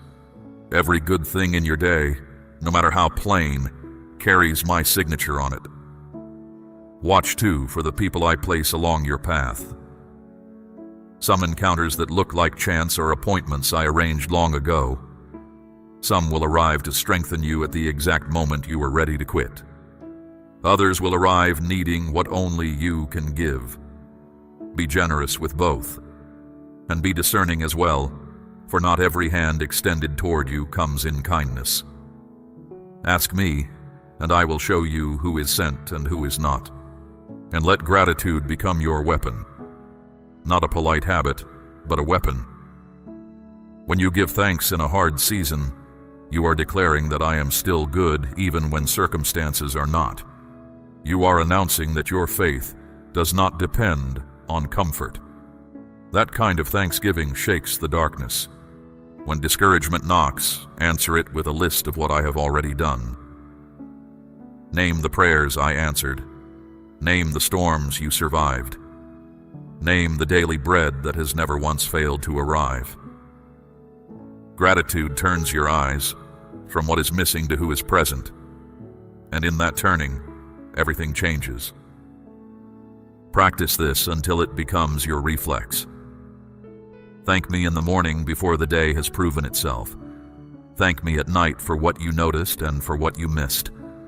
A grateful heart sees more, fears less, and stands longer. It is one of the strongest hearts a person can carry. Understand this about your life. It moves in seasons, just as the earth does. Spring and summer, autumn and winter, each one different, each one necessary. Knowing which season you are in will save you from despair in the cold months and from carelessness in the warm ones. If you are in winter now, a season that feels bare and stripped, hear me. Winter is not death. Beneath the frozen ground, roots are deepening. Strength is gathering where no eye can see it. Do not spend this season fighting to escape it. Ask me instead what I am building in you while the branches are bare, because spring is already on its way to you. If new things are budding in your life, tend them carefully. Protect what is young from the cold winds of other people's doubt. And if you are standing in a season of harvest, enjoy it without guilt. I give good things because I love you. Receive them with gratitude and share them with open hands. Some things in your life are also falling away right now, and I want you to let them. Not every ending is a tragedy. Some chapters close because their work is complete. Trust me in the turning of the seasons. I know the way forward, even when the path bends out of your sight. Now look at what is already in your hands, because many wait for something distant, while overlooking what I have already given. Moses held a shepherd's staff, a plain tool of wood. Surrendered to me, it parted a sea. David carried 5 smooth stones and a sling, and a giant fell. A boy offered 5 loaves and 2 small fish, and thousands ate their fill. What is in your hands today? What skills, what experiences, what small resources sit quietly in your life, waiting? Offer them to me. Stop waiting until you have more before you begin. In my economy, a small offering carried by great faith outweighs a fortune given without it. The widow with 2 coins gave more than all the wealthy that day because she gave her trust along with them. Start where you are. Use what you have. I will do the multiplying, and you will be amazed at what your ordinary becomes in my hands. And you who are deeply tired, come here. I know the kind of weariness that sleep does not fix, the tiredness of carrying heavy things for too long, the exhaustion of holding everyone else together. I see it, and I have rest for it. Not just rest for your body, rest for your soul. Come to me when you are worn down. Sit still and tell me how tired you are. Let me take the load from your shoulders and hand you something lighter. I am not asking you to do nothing. I am asking you to stop doing everything alone. With me carrying the weight beside you, even hard things become bearable. Without me, even small things can crush. Rest is not laziness. Rest is wisdom. The ones who finish their race are not the ones who never stop. They are the ones who know when to pause, be refilled, and go again. Let time with me be the well you return to. It will never run dry. Then rise, and mind the words you speak, for your mouth is either building or tearing down. I spoke worlds into being, and you, made in my image, carry an echo of that power. Stop saying that nothing works for you, that you always fail, that it is too late. Those words are seeds, and you do not want their harvest. Speak what I speak. Say, I am held, I am guided, I am not finished. There is a difference between being honest about today and signing your name to defeat forever. Tell the truth about the struggle, but declare the truth about your God in the same breath. And speak life over others too. One true, kind word at the right moment can hold up a soul that was about to fall. Let hope stand up inside you again. Not wishful thinking, but the settled confidence that comes from knowing who holds tomorrow. Hope anchored in me cannot be swept away. Storms may shake you. They cannot sink you. Feed your hope with my promises, and stand with people who carry hope too, for it spreads from heart to heart, like fire from lamp to lamp. Your story is not over. Whatever chapter you are in, it is not the last one. I am the author of your story, and I do not write tragedies. I write restoration. I write homecomings.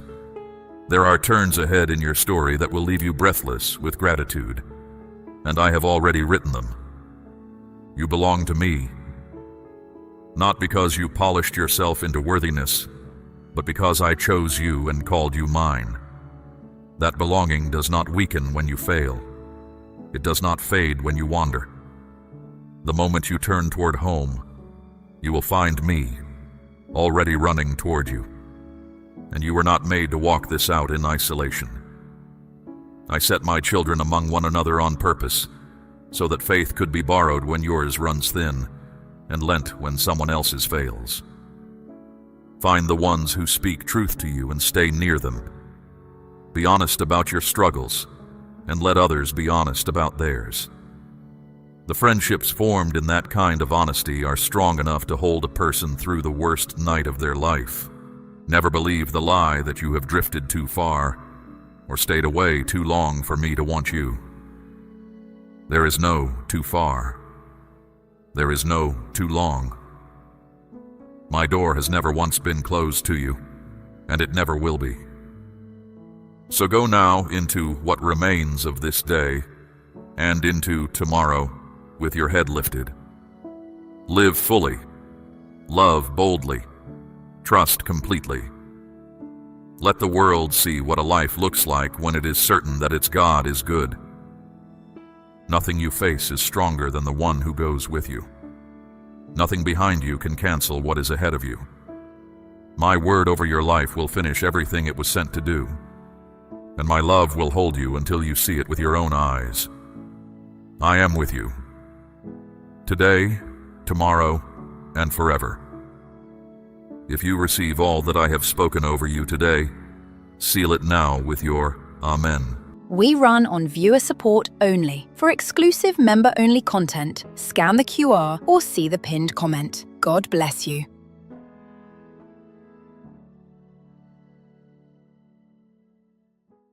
Congratulations, my child.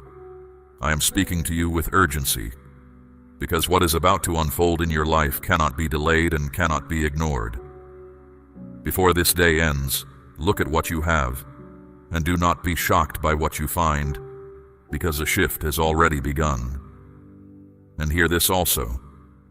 Tonight I want to heal your body. Give me these few minutes, because your body has been crying in silence, and I have seen every hidden pain you tried to push down. You did not arrive at this moment by accident. I brought you here, because provision and healing are moving toward you at the same time. Listen closely, because I do not speak this way over every season. Some seasons are for planting and some are for waiting, but this one is for receiving.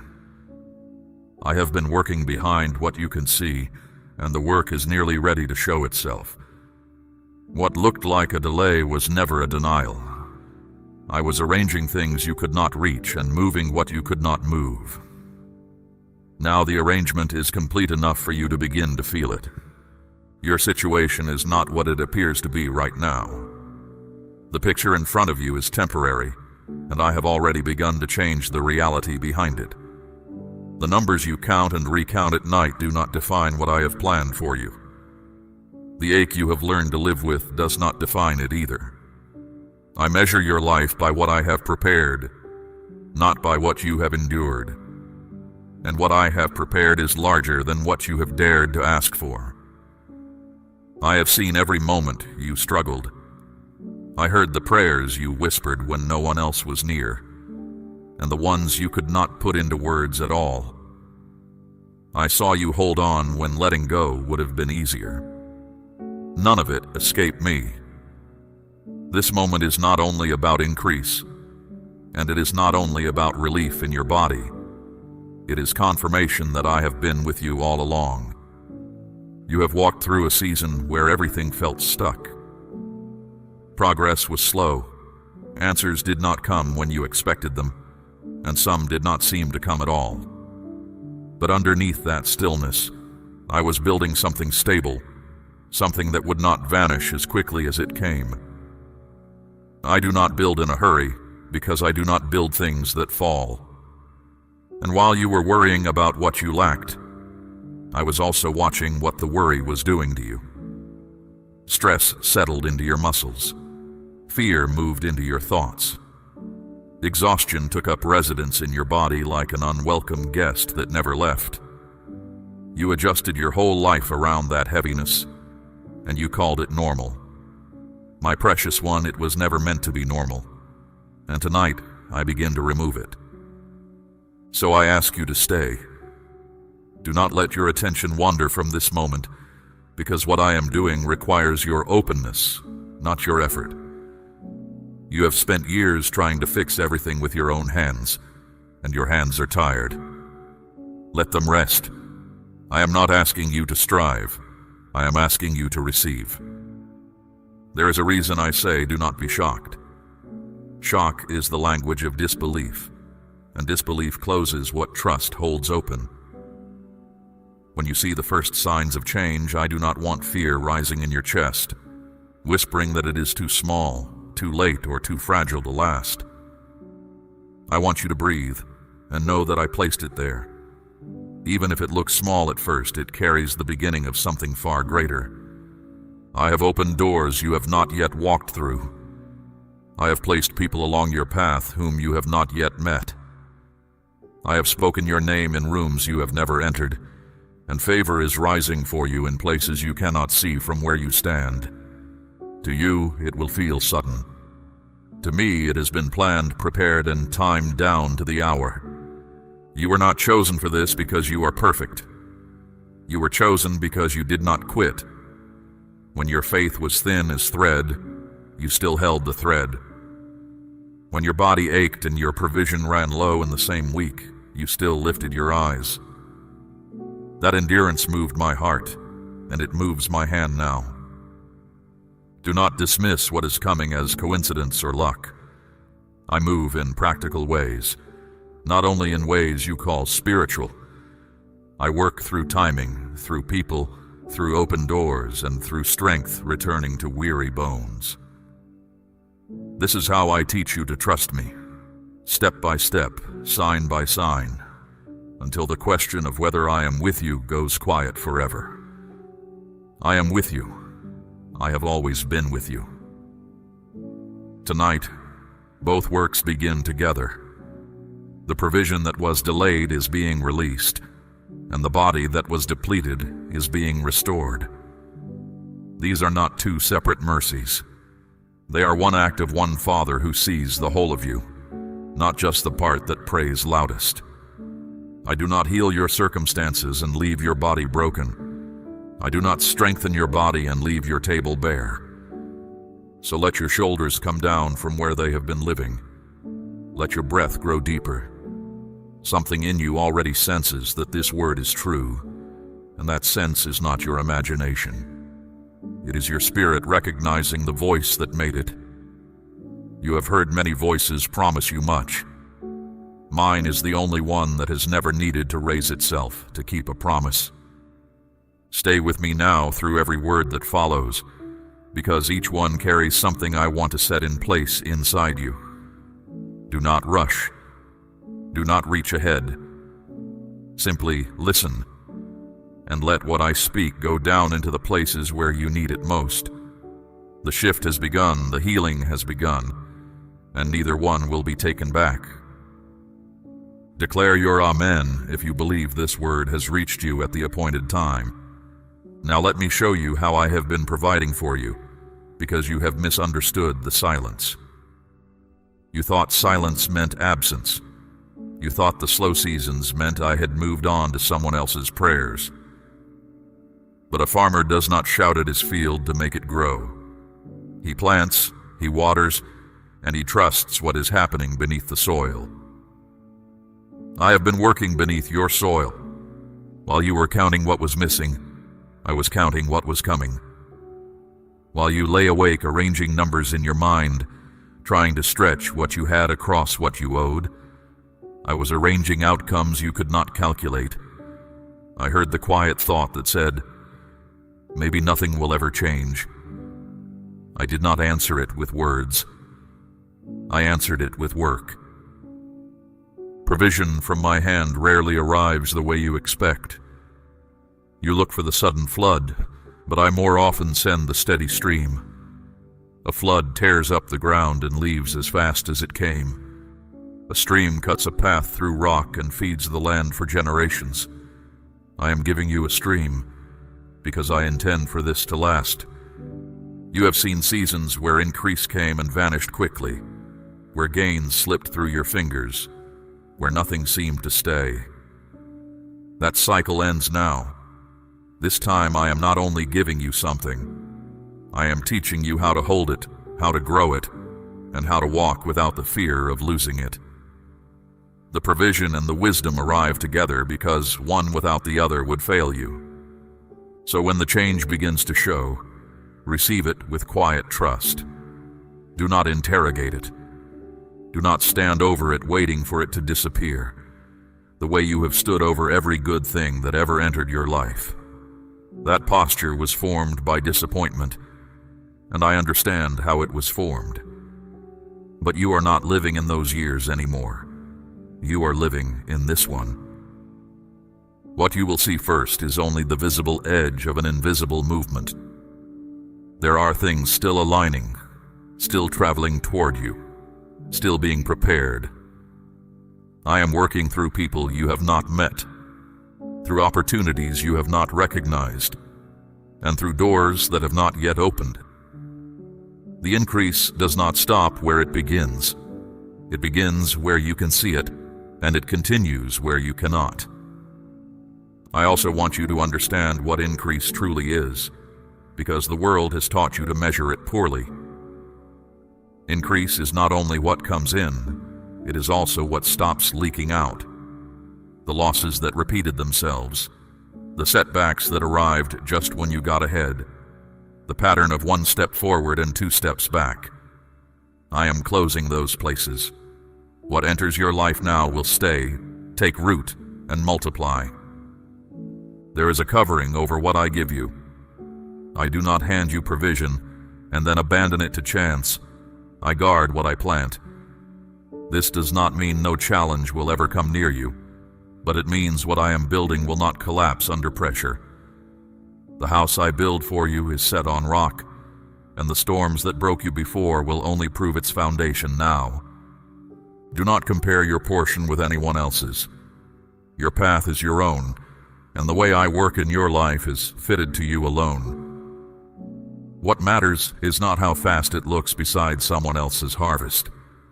What matters is that it is real, it is steady, and it is aligned with what I planned for you before you knew to want it. Comparison will only steal the peace I am handing you. And do not announce everything you see me do. Some things grow best in quiet, away from attention and interference. There is strength in keeping holy things between you and me for a while. The seed does not call the whole field to gather around while it takes root. Let the fruit speak later. For now, guard the quiet. You will begin to notice new thoughts arriving, ideas about what you could build, paths you had not considered, ways to use what is in your hand. Do not brush them aside. Not every idea in your mind is your own. Some are mine, placed there deliberately, because provision does not only come as something given, it also comes as something created through the wisdom I put inside you. This is how it was with my servants of old. I did not only rain bread from heaven, I showed a widow that the little oil she had left could fill every vessel she could borrow. I took a boy's small loaves and fed a multitude on a hillside. I have never needed much to make much. I only need what is in your hand and your willingness to trust me with it. So loosen your grip on the fear of not having enough. That fear has managed your decisions for too long. It told you what you could not do, could not try, could not hope for. It sat at your table like a false counselor, and you fed it every day with worry. Starve it now. Its word over your life has expired. I am also adjusting your timing. You have felt out of step for years, as if everything arrived too late or left too early. That was the old season. In this one, you will notice things landing when you need them. Not before, not after. A door will open the very week you are ready to walk through it. Help will arrive the very hour your strength runs low. This precision is my signature. Remember this when the first sign appears, whether it is small or great. Do not say it is not enough. Say instead, it has begun. The first drop of rain is not the storm, but it proves the clouds are full. What I have released toward you is already in motion, and nothing in motion from my hand can be turned aside. Say, I trust you, Lord, out loud if you believe your provision is already on its way. Now turn your attention to your body, because I am turning mine toward it. I made this body. I know every joint, every nerve, every hidden place where pain has set up camp. You have described your tiredness to no one, but you did not need to describe it to me. I see the nights your mind would not rest, and the mornings your body felt heavy for no reason you could name. Tonight I begin to restore what has been breaking down in silence. You have carried things that were never meant to stay in you this long. Stress settled into your muscles and stiffened them. Fear crept into your thoughts and tightened your chest. Exhaustion drained your strength until even small tasks felt like hills. I do not blame you for any of it. Life laid heavy loads on you and you carried them because you thought you had no choice. Now I am lifting what does not belong to you. I do not need hours to begin this. I need your openness. When you stop bracing, my presence moves freely through you, reaching every weak place and beginning to make it strong again. So stop bracing. You are not on trial here. You are on the receiving end of a father's care, and nothing is required of you except to let me work. There is a warmth beginning to move through you, quiet and unhurried. Do not dismiss it. I rarely announce my work with noise. When I healed in the streets of Galilee, some were restored with a word, some with a touch, and one woman simply reached for the hem of a garment, and power went out to meet her faith. Reach for me like that now in the stillness, and my power will meet you where you ache. Understand how I heal so that you do not doubt the pace. I do not patch surfaces. I go to the root. Some of what troubles your body began in your mind, in years of worry that your frame was forced to carry. Some began in seasons of grief you never fully set down. I'm addressing the causes, not just the symptoms, and that is exactly why this healing will hold. My child, I'm asking you to place a portion of what you have, something of real weight, upon the altar of this work, as gold laid on the scales of this calling. Let it be a seed sown into deep water, an offering set on stone, not held back in fear. This is proof that your trust rests in my hand to provide, and that your heart no longer clings to lack. What you release in faith does not leave your life. It moves ahead of you into the harvest I am preparing. Now, stay with me, because the work in your body continues even as you consider what I have asked. Layer by layer, I am releasing the tension your frame has stored for years. Your shoulders have been carrying weight that was never assigned to them. Your jaw has been clenched around words you never let yourself say. Your breath has been shallow, as if you were always ready for the next blow. Tonight, breathe deeper. The next blow is not coming.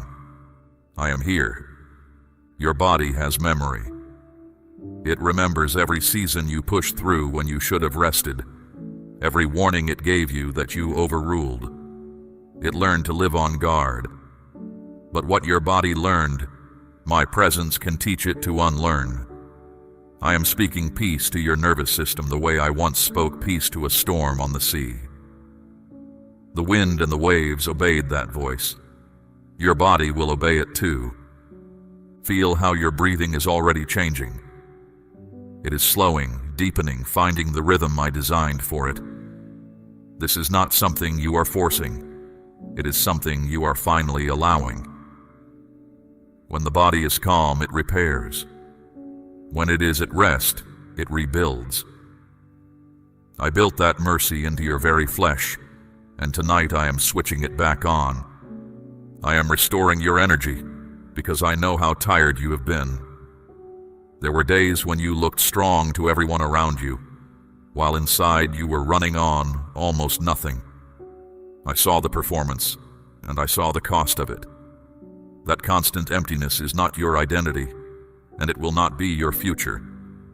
Strength is returning to you, not in one overwhelming wave, but steadily, the way light grows at dawn. I am also quieting your mind, because healing does not happen in the body alone. Thoughts of dread have been circling you like birds that would not land or leave. I am clearing them now. You do not need to keep replaying what hurt you, and you do not need to rehearse disasters that have not happened.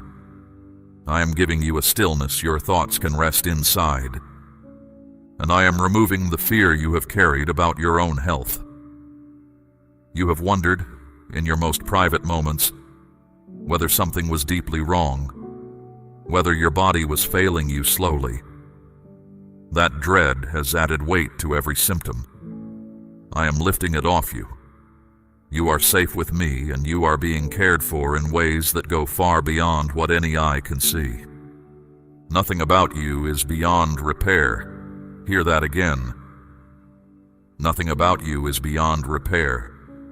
I have restored withered hands, opened blind eyes, and called a man out of his own tomb after 4 days. Your weariness does not intimidate me. Your pain does not confuse me. What I begin, I always finish, and tonight I have begun. So do not rush away from this moment. Every minute you remain open, the work goes deeper. You are not wasting time by being still. Stillness is the very room where I am operating. Others may not understand why this hour matters so much. You do not need them to understand. You only need to stay and let me finish what your body has been begging for. Now I must deal with something that stands between you and everything I am releasing. It is not an enemy outside you. It is the quiet expectation of loss that lives inside you. You have learned to brace for the fall even in your best moments. When your body feels better, part of you waits for the relapse. When provision arrives, part of you waits for it to vanish. My child, that bracing must go, because you cannot hold a blessing and flinch from it at the same time. I know where that expectation came from. Good things did leave. Relief did fade. You have real memories of hope that ended in disappointment, and those memories built a wall around your heart with a sign that reads, "Do not trust this." I am not asking you to pretend those years never happened. I am telling you that those years are not a prophecy. They are a chapter, and the chapter has closed. Hear the difference between the old cycle and what I am doing now. The old cycle was you, straining alone, patching leaks with your own 2 hands. This is me, building. When you built alone, the results rose and fell with your strength. What I build does not depend on your strength, and that is exactly why it will not fall when you have a weak day. You are allowed to have weak days inside my strong plan. So when your body has an ordinary ache next week, do not let fear announce that the healing has failed. Healing is not the absence of every sensation. It is a direction, and your direction has changed. A tree planted by water still loses a leaf in the wind. It is still planted by water. Judge your life by where it is planted now, not by every leaf that moves. And when a bill arrives or an expense surprises you, do not let panic announce that the provision was an illusion. The sea does not stop being the sea between waves. My supply toward you is not a single event that can be spent and finished. It is a current, and currents keep coming. One difficult moment cannot cancel what I have set in motion. There is something else I am correcting in you. Somewhere along the way, you came to believe that struggle is your permanent address, that peace only visits but pressure lives with you. That belief has shaped how you breathe, how you sleep, how you plan, even how you pray. I am pulling it out at the root. Stability is not a stranger passing through your life. From this night, it is a resident. Notice what is already changing in your thoughts. The constant noise of worry is losing its volume. There are moments of quiet in your mind that you did not manufacture. Do not rush past them. They are evidence. Peace always arrives ahead of increase, the way morning light arrives ahead of the sun itself. What you are feeling is the light before the fullness. Your body and your circumstances have been trapped in the same conversation for years. The body worried about the money, and the money worries wore down the body.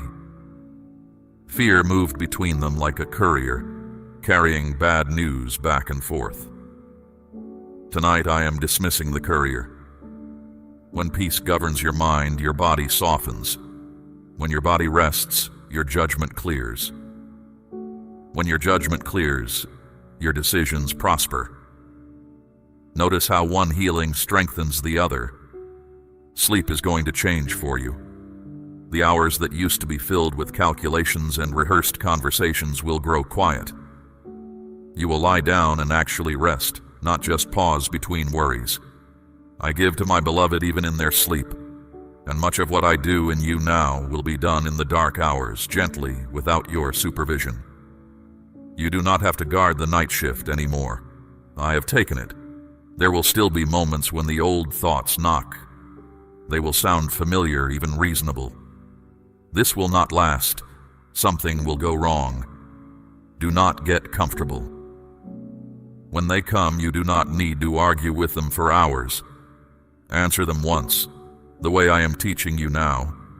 That voice described my past, and my Father is describing my future. Then let the matter rest. You are not the same ground those thoughts used to grow in. I am also healing the way you receive. For years, receiving made you uneasy. Help felt like debt. Rest felt like laziness. Kindness felt like something you would have to repay before you could enjoy it.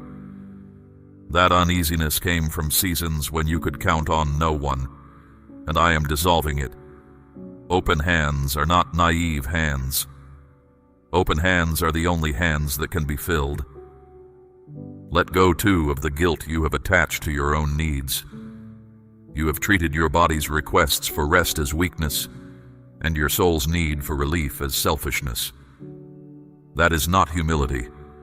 That is a burden I never placed on you. The same care you have poured out on others, I now command you to allow into your own life. You are also one of the ones I love. Understand what this release will feel like, so you recognize it. It will feel lighter, and at first the lightness may seem strange, even wrong, like silence after years of noise. Do not reach back for the weight because the weight was familiar. Familiar is not the same as good. Give your soul a little time to learn the new climate. What feels unfamiliar this month will feel like home by the next season. I am patient with this process, and I ask you to be patient with yourself. A wall built over decades does not fall in a day, but it is falling. Every hour you choose trust over bracing, another stone comes down. And on the day the last stone falls, you will stand in full view of the life I prepared, and you will wonder why you ever guarded yourself against your own inheritance. You are not fragile, my child. You are in my hand, and my hand does not tremble. The fear of losing what I give was never part of the gift. Drop it here tonight, and walk forward carrying only what I actually gave you: provision, healing, and peace. Now I want to speak about what I am building inside you, because the outer blessing rests on the inner foundation. If I poured increase into an anxious heart, the anxiety would poison it. If I poured strength into an undisciplined life, the strength would scatter. So I am renewing you from within, and this inner work is not a lesser miracle. It is the one that makes all the others last. Your mind is being renewed first. The way you think about provision, about your body, and about your own worth is shifting even now. You are no longer meant to see yourself as someone always catching up, always behind, always one problem away from collapse. That identity was formed under pressure, and the pressure is lifting. I am giving you the mind of someone who is led, not chased. Pay attention to your thoughts in the coming days, and you will notice the difference. Where there used to be a swarm, there will be order. Where you used to spiral, you will simply consider, decide, and move. This clarity is not a technique you learned. It is a gift I am placing in you, because the season ahead requires clear eyes, and I do not send my children into new seasons unequipped. With the clarity comes wisdom, and I ask you to treat wisdom as part of your inheritance, not an accessory to it. Solomon asked me for an understanding heart above riches, and I gave him both, because the first knows how to keep the second. I am doing the same in you. The ideas arriving in your mind, the caution you feel about certain choices, the pull you feel toward others, these are not moods. They are guidance. So move when I nudge you, even if the step looks small. Great doors often hang on small hinges. A single conversation, a skill picked up in an ordinary month, a habit begun quietly at dawn. These are the hinges I love to use. Do not despise the day of small things. I was watching when the temple's first stone was laid, and I rejoiced over it before a single wall stood. I'm also teaching you discipline, but hear what I mean by that word. Not punishment, not a heavier yoke. Discipline is simply love with a direction. It is knowing what belongs to your path and what does not, and having the settled strength to choose accordingly. In the past, you often decided out of urgency because fear demanded an answer immediately. Fear is no longer your counselor. You can take a breath, ask me, and choose well. Your appetite for certain things will change on its own, and do not be alarmed by it. Things that once entertained you will begin to feel empty, and things that once bored you will begin to feel rich. Quiet will become appealing. Depth will become appealing. This is not you becoming dull. This is you becoming rooted, and rooted things live long. Guard your attention, because attention is the soil where everything grows. Whatever you feed your mind each day is planting something. For years, without meaning to, you planted alarm and comparison, and you harvested restlessness. Now plant my words, plant gratitude, plant honest work, and notice what a different harvest rises from the same field. The field was never the problem. The seed was. Do not measure this new life against anyone else's. When Peter looked at John and asked, "What about him?" I answered, "What is that to you? Follow me." I say the same to you with all tenderness. Your assignment fits you the way a key fits one lock. Envy would have you trading your key for one that opens nothing of yours. There is a humility I am weaving into you alongside the strength, and the two are not opposites. The oak is strong because it bends and because its roots go deep, not because it boasts against the wind. As your provision grows and your health returns, remain low in your own eyes and high in gratitude. That posture keeps blessing safe. Pride spends an inheritance. Humility multiplies one. You will also find yourself caring differently for those around you. As your own fear quiets, you will have room to truly hear people again. Those you love will feel the change before you explain it. Some of what I am giving you is meant to flow through you to them, not as pressure, but as overflow. A full well does not strain to water the garden around it. Be careful, though, with whom you share the details of this season. Not everyone can celebrate what they have not yet received. Some words are bread for you and stumbling stones for others. Joseph told his dreams too freely and spent years paying for the telling. Let your life speak slowly.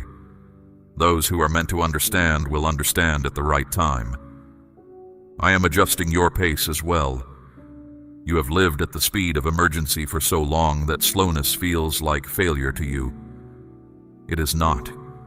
I move through history at the pace of seed and season, and nothing I have ever purposed has arrived late. Walk with me at that pace.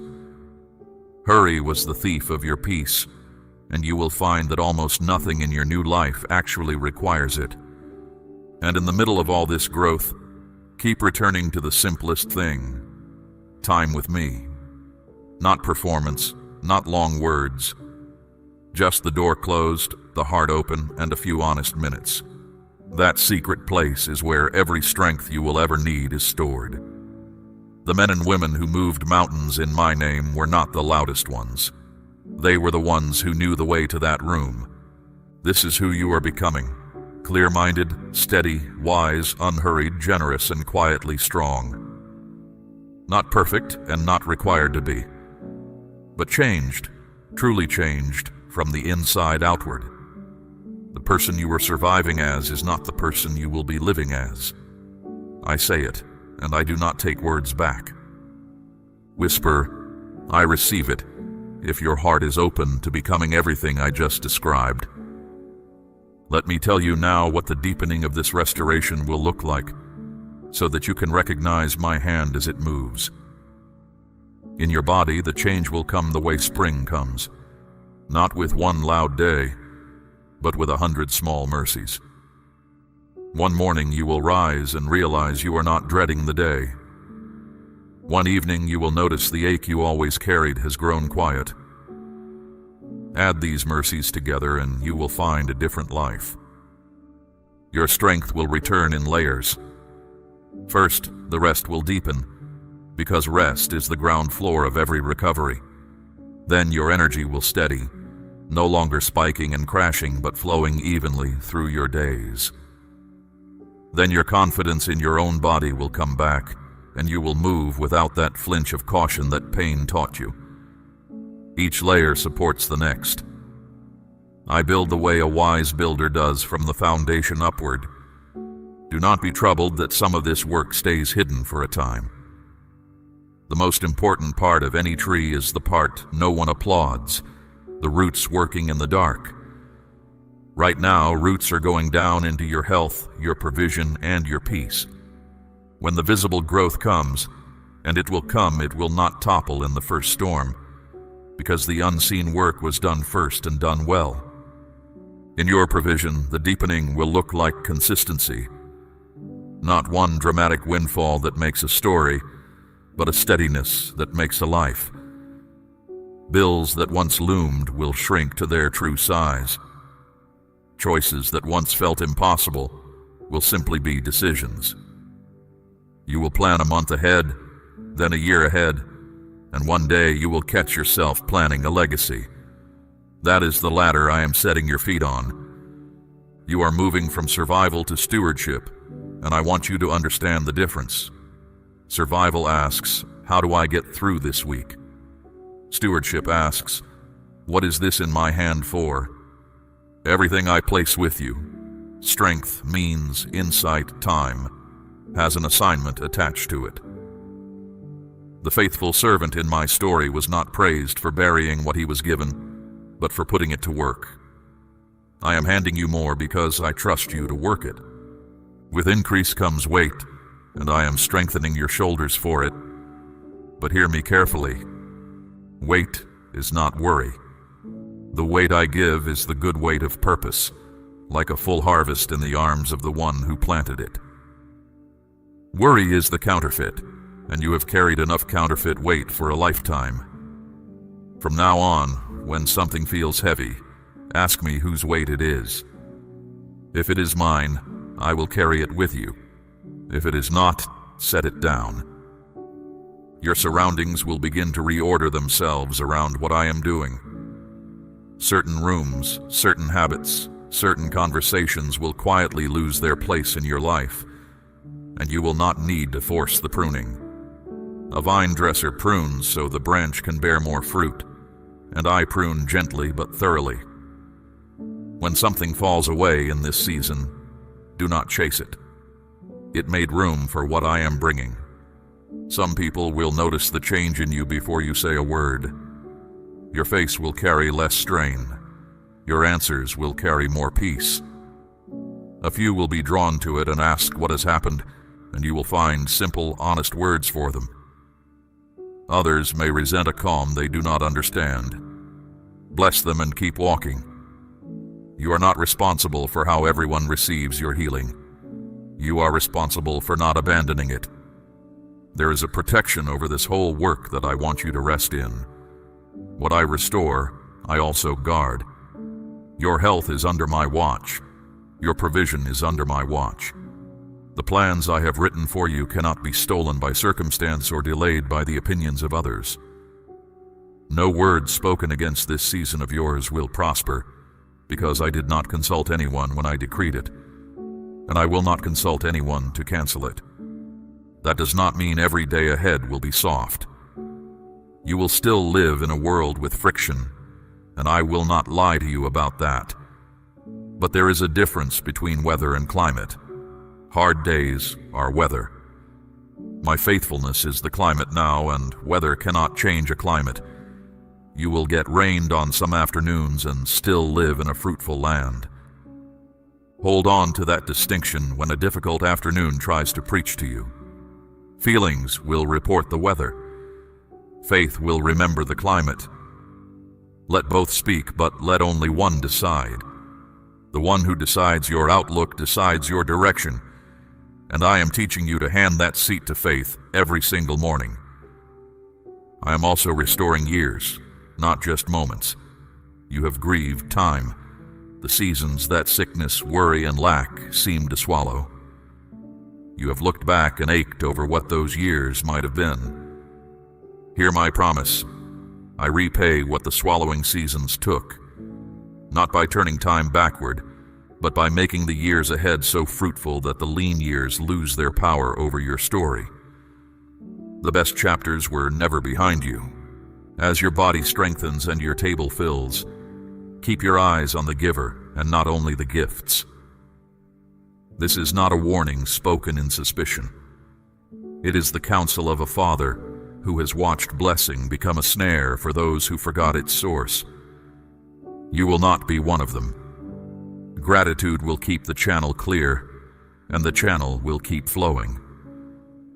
Thank me in the small moments, and you will never lose your way in the large ones. And remember that this restoration has a horizon beyond your own comfort. I heal you so you can live, and I prosper you so you can build. and some of what you build will shelter people you have not met yet. Your endurance already carries authority. When you tell someone weary, it can change. Your words will land differently than a stranger's, because you will speak as one who stood in the ashes and watched me bring a garden out of them. So receive the deepening without suspicion and without hurry. Roots first, then branches, then fruit, then seed for others. That is my order, and it has never failed. You are inside that order now, held, guarded, and growing, and nothing about your progress depends on your perfection. It depends on my faithfulness, and my faithfulness has never once run dry. Now come close, because I am going to send you forward, and I want you to leave this moment carrying exactly what I have placed in your hands. No more and no less. You arrived weary, watching your provision with worry and carrying pain your body had learned to hide. You are leaving as someone appointed to be healed, appointed to be supplied, appointed to walk through the doors I have already unlocked. When you next look at what you have, whether it is more than you expected or not yet what you hoped, read it correctly. It is not your verdict. It is a page in the middle of a story I am still writing. Verdicts are final, and nothing about your supply is final, except my promise over it. So look without fear, give thanks for what is there, and stand firm on what is coming. When your body speaks to you in the days ahead, listen with new ears. If it asks for rest, give rest without guilt. If it grows stronger, receive the strength without suspicion. And when you notice the quiet places where pain used to live, pause and thank me there, in the moment. Gratitude spoken at the sight of a healing seals the healing into memory, and memory is where faith goes to feed. Keep the rhythm I have taught you tonight. Peace first, then thought, then action. The world will keep insisting that panic is responsible and hurry is wise. You know better now. The one who trusts does not need to run, and the one who is led does not need to guess. Walk, do not sprint, and you will pass many runners resting by the road. Return often to the quiet room where you and I meet, not because I demand ceremony, but because you were built to be renewed there, the way a lamp must return to the oil. A few honest minutes with me each day will hold you steadier than 1,000 plans made in fear. When you do not have words, sit with me anyway. Presence is the older language, and I have always spoken it with my children. Speak carefully over your own life, because your voice is the instrument I gave you for agreement. Do not use it to rehearse ruin. When you talk about your body, speak of it as something being restored, because it is. When you talk about your provision, speak of it as something growing, because it is. Death and life sit in the power of the tongue. Choose life so often that it becomes your accent. Be generous as you rise, not out of pressure and never to earn what I have already freely given, but because generosity keeps your heart the right shape. A closed hand cramps around what it holds. An open hand is always ready for more, both to receive and to release. You will find, as all my faithful ones find, that giving and thriving are not rivals. They are companions. Extend patience to those who knew you in the hard years and still speak to you as if you live there. People are often the last to update their picture of someone I have changed. Do not argue your transformation. Live it. In time, the evidence will speak with a volume no argument could reach, and some who doubted will quietly come to you asking how. If a hard day comes, and some will, do not treat it as the end of this word. Take that day back to this night. Remember what you heard. Remember what you felt loosen in your body. Remember the peace that settled where panic used to sit. A word from me does not expire because a Tuesday was difficult.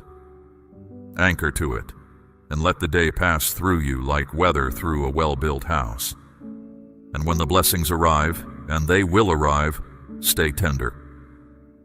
Prosperity can harden a heart faster than hardship if gratitude is not standing guard. Stay easily moved by kindness. Stay quick to notice small good things.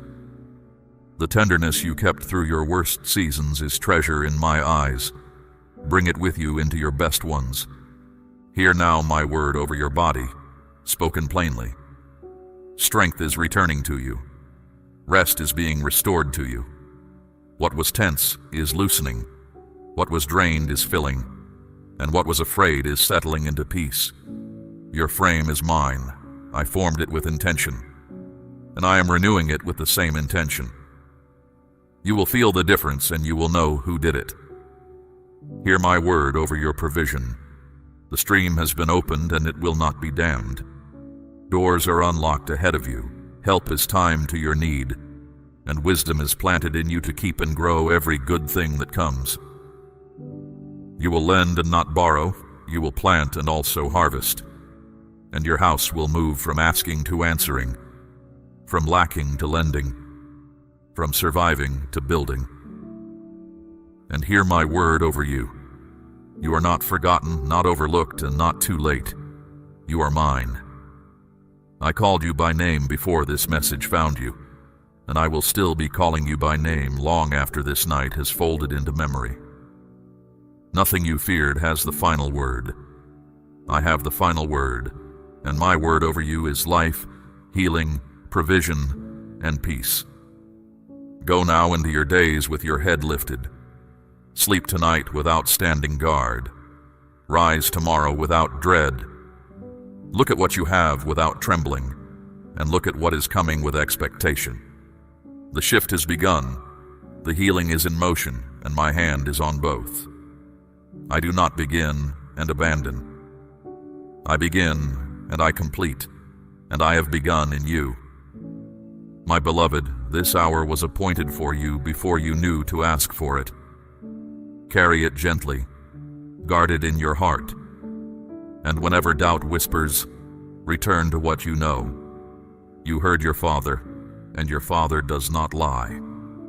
Say amen, I am ready if you receive everything I have spoken over your life tonight. We run on viewer support only. For exclusive member-only content, scan the QR or see the pinned comment. God bless you.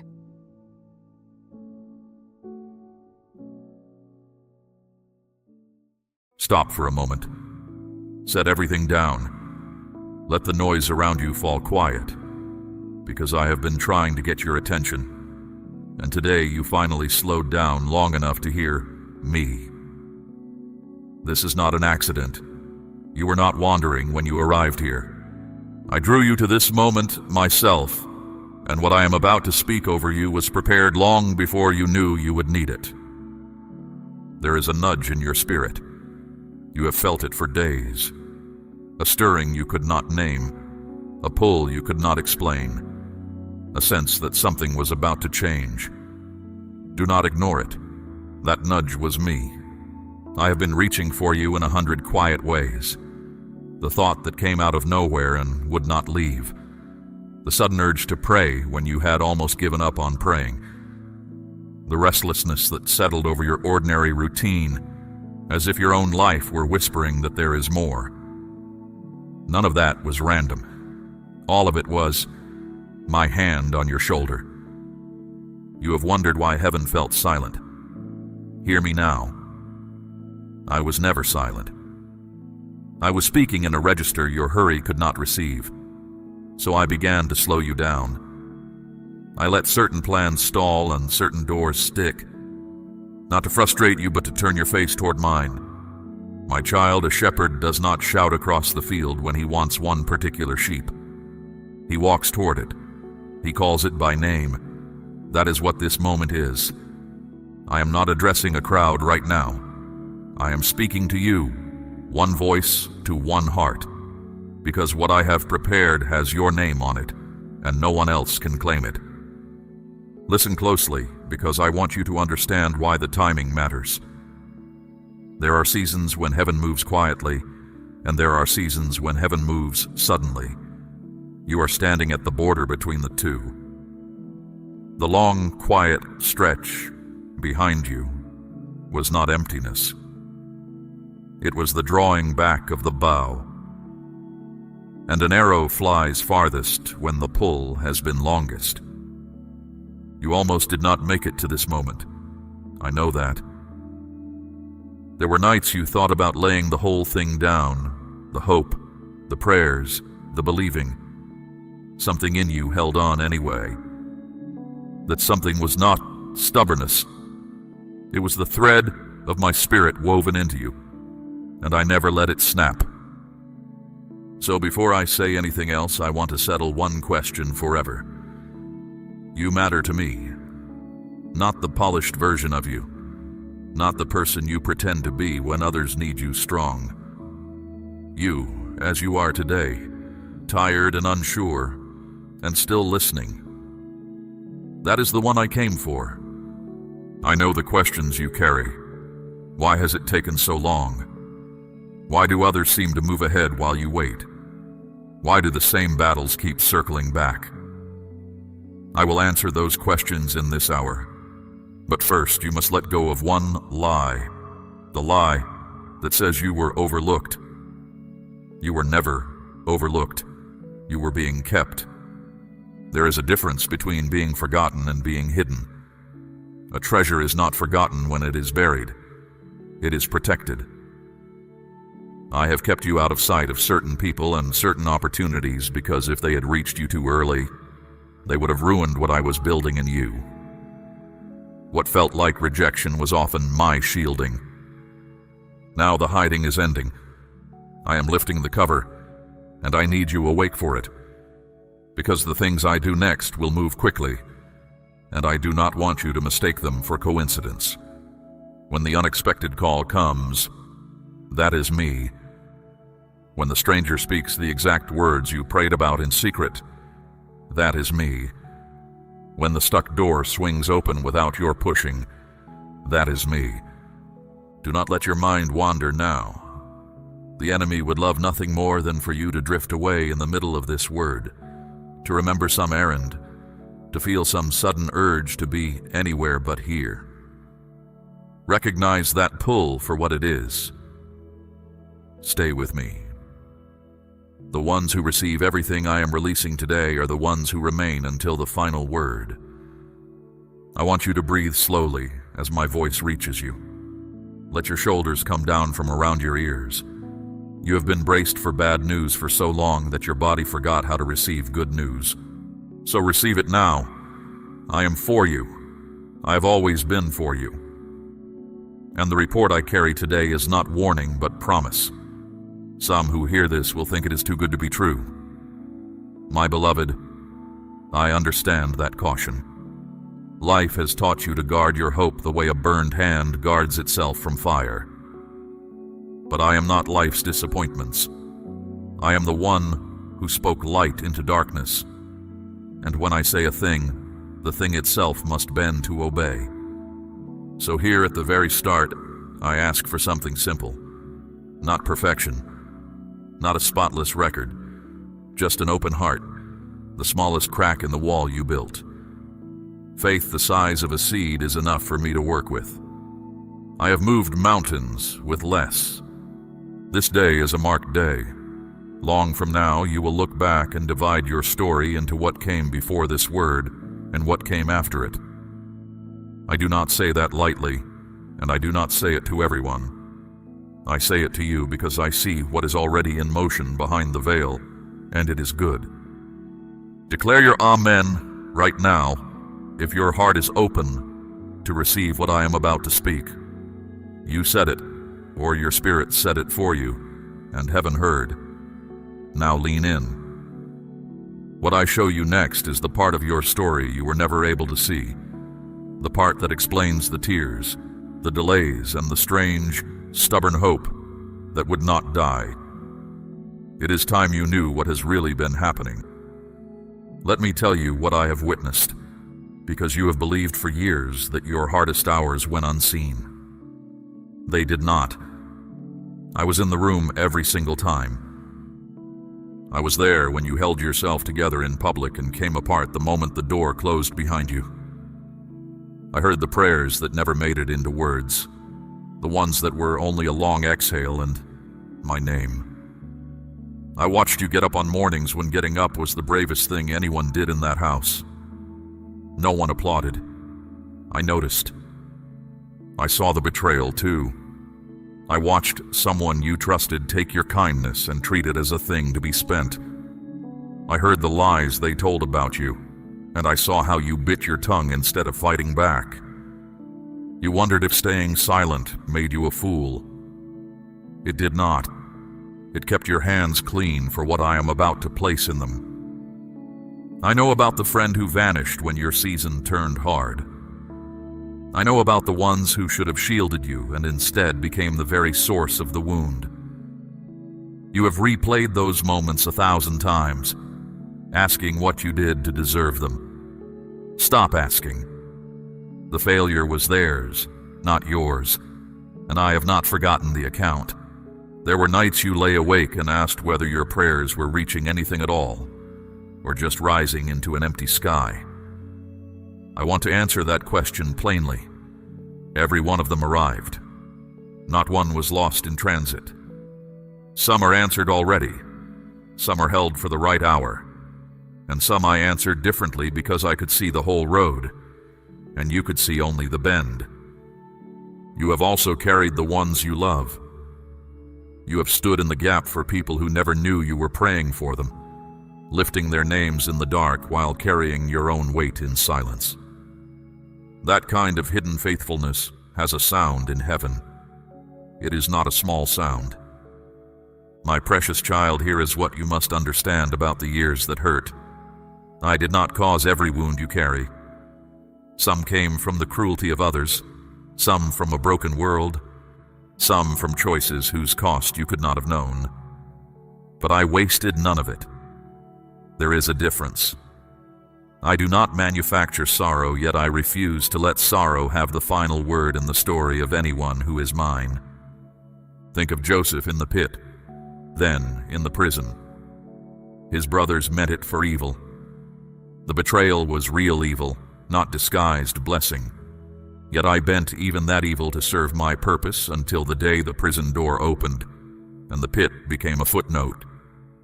What others meant to bury you, I have been bending toward your good. The bending is almost complete. You learned things in those hidden years that no easy road could have taught you. You learned how to hear my voice when no other voice was kind. You learned who you are when no one is impressed with you. You learned that you can lose much and still stand. Do not despise that education. Kings have paid fortunes for less wisdom than you carried out of your worst season. And notice this, because it matters, you did not become cruel. Life gave you every excuse to harden, and you stayed soft where it counts. You still give. You still hope for others, even when hoping for yourself feels risky. That softness is not weakness. It is the proof that the enemy failed to make you into his image. I also saw what you did with your doubts. You brought them to me instead of letting them drive you away from me. You argued with me some nights. That is fine. Jacob wrestled until daybreak and left with a limp and a blessing. I would rather have your honest wrestling than your polite distance. Now here's something you have needed for a long time. You are not behind. The clock you measure yourself against was built by people who cannot see what I see. Abraham was old when the promise arrived. David waited years between the anointing and the throne. The timing of a promise belongs to the one who made it, and I have never once been late to my own appointments. Somewhere along the way, you started apologizing for your own existence. You shrink in rooms you were sent to fill. You call your dreams unrealistic and your needs too much. That ends today. I do not make apologetic creations. I made you on purpose, with intention, the way a craftsman makes a tool for a task he already has in mind. Say, I believe out loud if this word is finding the hidden places of your heart. Good. Let that belief stand up straight inside you, because I am about to show you the other side of your story, the side that was hidden behind the veil. You have only ever seen your life from the ground. For the next few moments, I am going to let you see it from where I sit. From where I sit, the delays were not denials. From where I sit, the closed doors were not insults but detours around ruin you could not detect. From where I sit, the people who walked away created the vacancy that my chosen companions will soon fill. Nothing about your file reads like failure up here. It reads like the record of someone being trusted, slowly and deliberately, with much.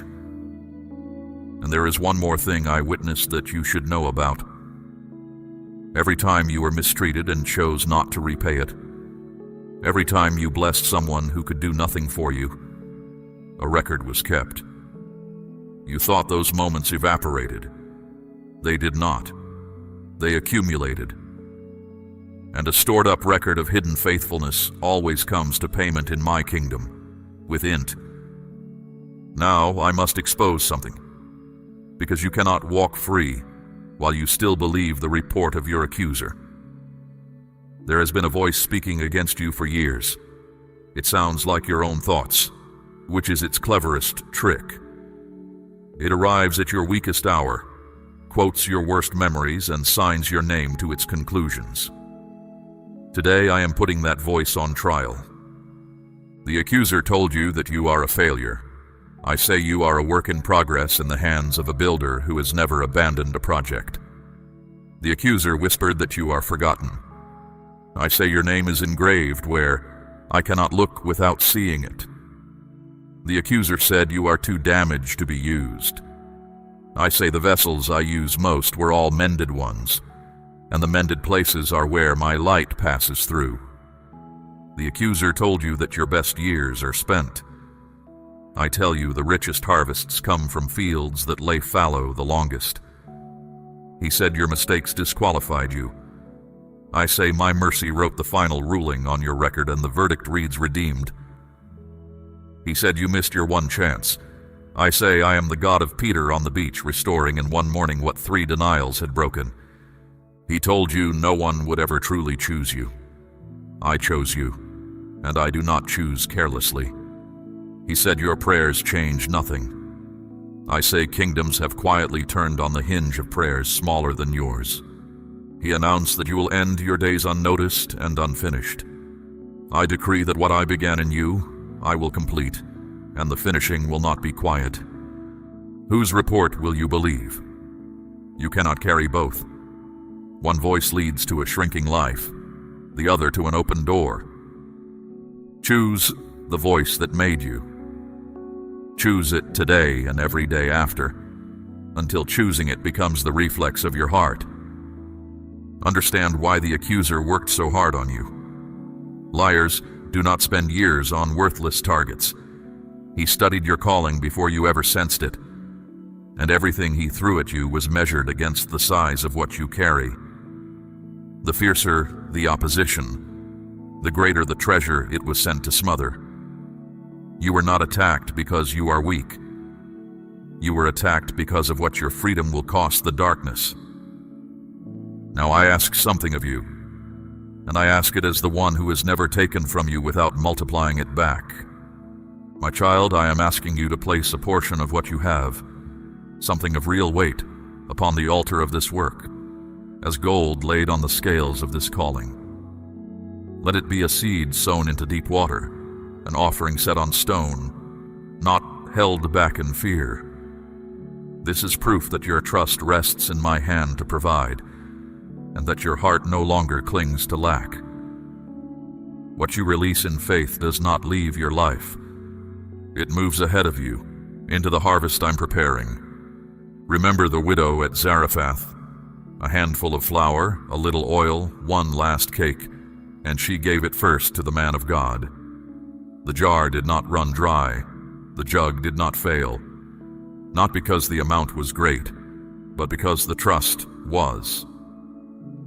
It has never been about the size of the hand that gives. It is about the direction the heart is facing when it opens. Let me return now to the voice you must silence, because there is one more of its lies to break, and it is the deepest one.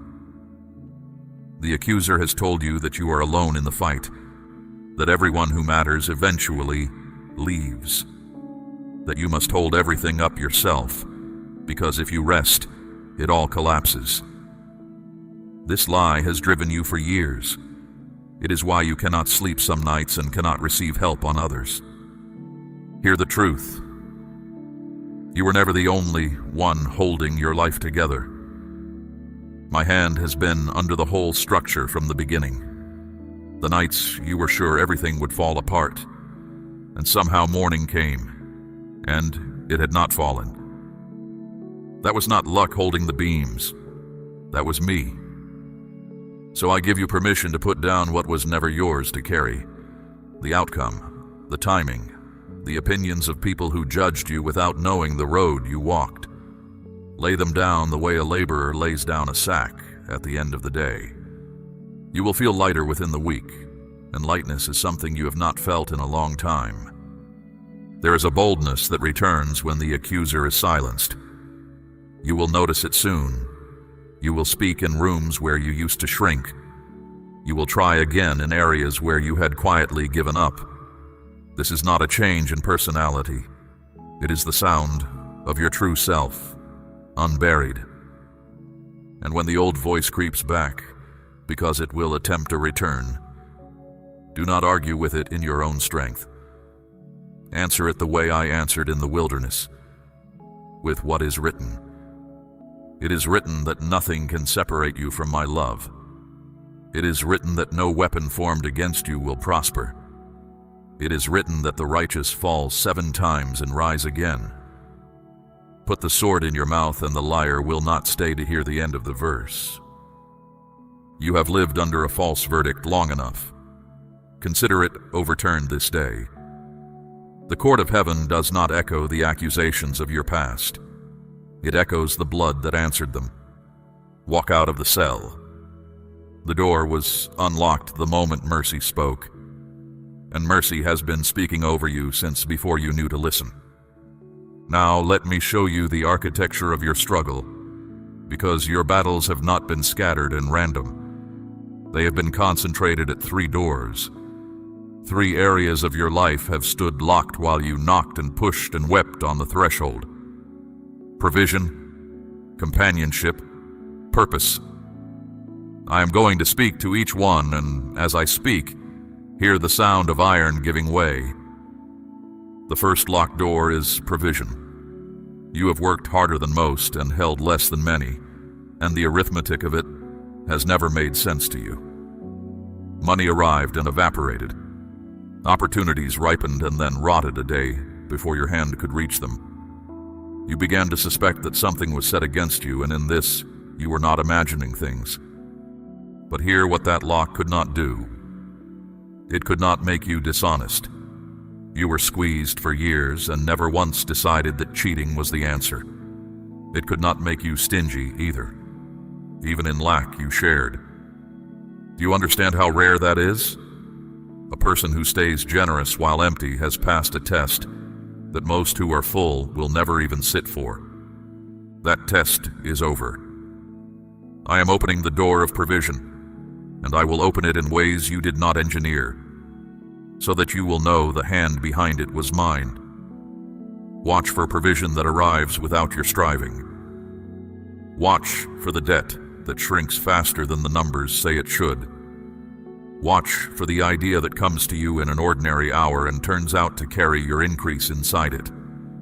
When these things unfold, do not call them luck. Call them by their name: faithfulness. The second locked door is companionship. This lock has been the most painful because it made you conclude that the problem was you. You attracted takers and repelled the steady ones, or so it seemed. You sat in gatherings and felt like a stranger at your own table. You know how to be alone in a crowded room. That is a skill no one should have to learn as well as you learned it. Here is what was true behind the veil. Some of that isolation was protection. There were bonds that looked appealing which would have chained you to smallness, and I kept them from closing around you. And some of the loneliness was seasonal, the emptiness of a field between plantings. The field is not barren, it was resting before the seed. Now I am sending companions suited to who you are becoming, not who you were. They will recognize you quickly. There will be an ease in their presence that you stopped believing was possible. They will speak to the strength in you rather than feeding on it. And when they come, receive them without suspicion. Not everyone carries a hidden knife. The ones I send carry bread. But make room. This is your part at the second door. There are connections in your life that empty you by the hour, voices that leave you smaller after every conversation. I am not asking you to hate anyone. I am asking you to stop watering what I have uprooted. Release what drains you gently and without drama, and the vacancy will fill with what I have prepared. A hand that clutches old stones cannot close around new treasure. The third locked door is purpose, and this is the lock the enemy defended most fiercely. You have felt it your whole life, the sense of being made for something you could not name. It visited you at odd moments, in the middle of ordinary work, a homesickness for a place you have never been. Then it faded, and the fading hurt worse than the longing. You concluded you were foolish to want more. You were not foolish. That longing was the compass needle of your calling, trembling toward its true north. The lock on this door was never able to remove your purpose. It could only delay your entrance. And a delayed entrance, my child, often means a grander room. Moses carried his calling 40 years in a wilderness before the bush burned. The calling did not expire in the desert. It matured there. The man who finally stood before Pharaoh could not have stood there at 20, full of his own strength. What you call your wasted years were the slow forging of a person who can carry weight without being crushed by it. So the third door is opening now, and this is how you will know. Assignments will find you. Needs will rise in front of you that match the exact shape of your gifting, as a lock matches its key. You will do something that feels almost easy, and others will call it remarkable. Pay attention when that happens. Ease plus fruitfulness is one of the surest signs that you are standing inside your design. And do not assume your assignment must look grand to be great. Some callings stand before multitudes. Most stand in doorways, kitchens, workrooms, and quiet conversations at the right hour. A single sentence spoken to the right soul at the right moment can outweigh years of applause. I measure greatness by obedience and by love, not by audience. If I hand you something that looks small, handle it as holy anyway. Small in your eyes has never once meant small in mine. Do not demand the whole blueprint at once. I do not hand out complete maps, because a person with a map stops holding the guide's hand. I will give you the next step, and light enough for it. When you take it, the step after that will appear. This is how the whole road will unfold, one obedience at a time, until you look back astonished at the distance covered. 3 doors, 1 key. The key has never been your effort, your connections, or your flawless record. The key is trust, turned by the hand of the one who owns the house. You have spent years studying the locks. Lift your eyes now to the locksmith.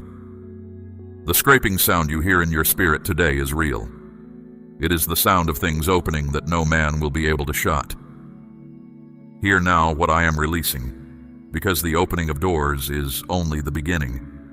A door is an invitation. What passes through it is the inheritance, and I am sending through those open doors 4 things: healing, restoration, favor, and peace. Listen closely to each, because you will want to recognize them when they arrive. First, healing. I am speaking to your body, the faithful servant that has carried you through every one of these years and absorbed the cost of every worry. Stress has taxed it. Grief has taken up residence in its muscles and its sleep. Some of what troubles your flesh began in your sorrows, and as I heal the sorrow, the body will follow. I am also speaking to conditions that have resisted every remedy. I made every fiber of you, and nothing in you is beyond my reach. Strength you assumed was gone for good will begin returning in quiet increments. You will notice one day that you climbed the stairs without the old heaviness, that you slept through the night, that the ache you had accepted as permanent has grown strangely quiet. Receive these as what they are, my hand at work in your frame. And healing is more than the body. There are rooms in your memory you have kept locked because entering them costs too much. I do not heal by erasing. I heal by entering those rooms with you until you can stand in them without bleeding. The day is coming when you will tell of your worst season with steadiness in your voice. Not because it stopped mattering, but because it stopped ruling. Second, restoration. Someone who walked out of your story is going to reach back toward it. An apology you stopped waiting for is being formed in a heart that has finally seen its own fault. When it comes, you will have a choice, and I will help you make it wisely, because restoration is not the same as returning to what harmed you. Understand this clearly. Not every broken bond is meant to be rebuilt. Some endings were my mercy, and reopening them would only reopen wounds. But the bonds I ordained, the ones threaded with purpose, those I will mend, and the mended bond will hold more weight than the original. Trust me to sort the one from the other. I have never confused the two. Third, favor. This one you will notice in the response of the world around you. Places that dismissed you will reconsider. People in authority will look at you twice, and the second look will hold something new. Answers that used to be no will soften into yes, and you will not be able to point to anything you did differently. That is the mark of favor, outcomes that outrun explanations. Favor is not fairness. Fairness gives you what you earned. Favor gives you what I decree. Joseph earned a prison sentence he did not deserve, and favor made him governor in an afternoon. One day of favor can repay years of unfairness, and I specialize in exactly that arithmetic. Do not spend the coming season keeping score against the past. The repayment will not come from the people who owe you. It will come from me, and my rates are generous. Fourth, peace. Not the fragile pause between problems that the world calls peace, but the settled deep that holds even while storms argue overhead. This peace does not wait for circumstances to improve. It moves in first and renovates from within. You will feel it as a strange calm in situations that used to unravel you completely. Others will notice it before you do. They will ask what changed, and you will find you cannot fully explain it. That is how you will know it came from me, because you did not build it. Now, a word about how these four gifts travel. They rarely arrive with trumpets. Heaven's deliveries are usually quiet at the door. A conversation that turns unexpectedly warm. A letter with news you did not dare expect. A morning when the dread is simply absent. The proud miss their miracles waiting for spectacle. Be the one who recognizes me in the ordinary envelope. And a word about timing. These releases have already left the storehouse. Some are close, some are routed through events that have not yet happened, and a few are being held back by nothing except the readiness of other people. I'm still moving into position. Do not interpret the interval as refusal. A ship already launched is not a ship denied, even while it is still out of sight of the harbor. While you wait for what is in transit, steward what has landed. Thank me for the first small signs instead of holding your gratitude hostage until the full sum arrives. Gratitude is not merely politeness. It is the acknowledgement that widens the channel. The one who is faithful over little is the one to whom much can be safely sent, and I am watching how you handle the first fruits. There is one more gift folded inside the other four, and it may be the greatest. As healing, restoration, favor, and peace do their work, you will begin to like the person you are becoming. The self-reproach that hummed beneath your days will fade. You will catch your reflection in a window and not flinch. My beloved, I have waited a long time for you to see what I see. That sight is part of the inheritance too. Declare, I receive it, if you are ready to take hold of what heaven is releasing over your life. Let those words stand as your signature on everything I have just spoken. Heaven treats such declarations seriously, more seriously than you know. The moment you spoke, something was sealed. Now stay with me, because I must prepare you for what comes next, and not all of it will be gentle. Great releases attract great resistance, and I want you armed before it arrives. What I have released you must now walk in, and walking requires instruction. Heaven has done what only heaven can do. There remains a part that belongs to you, and I will not insult you by pretending otherwise. Grace is free, but it is not passive. The sea parted for Israel, yet they still had to march across the floor of it. The first instruction is this: move before you see. Faith that waits for proof is not faith. It is spectating. Abraham packed and left for a land he could not have found on any map of his own making. Peter put his weight on water while the water was still behaving like water. The promise I have spoken over you will meet you in motion. Take the step you have been postponing, the conversation, the beginning, the request, the risk. Small is fine, delayed is not. The second instruction: govern your mouth. Your words are not commentary on your life. They are agents in it. Out of the same mouth can come agreement with my promise or agreement with your fear, and whichever you speak, you strengthen. From this day, let your speech take my side. When lack shouts, answer with provision. When dread mutters, answer with my record, which is long and unbroken. I am not asking you to deny difficulty. I'm asking you to stop prophesying against yourself. The third instruction: guard what you take in. You have a gate, and you are its keeper. Voices of despair will ask to lodge in your thoughts, some from ill-meaning people, some from the general noise of a fearful world. You cannot silence the noise, but you decide what gets a room for the night.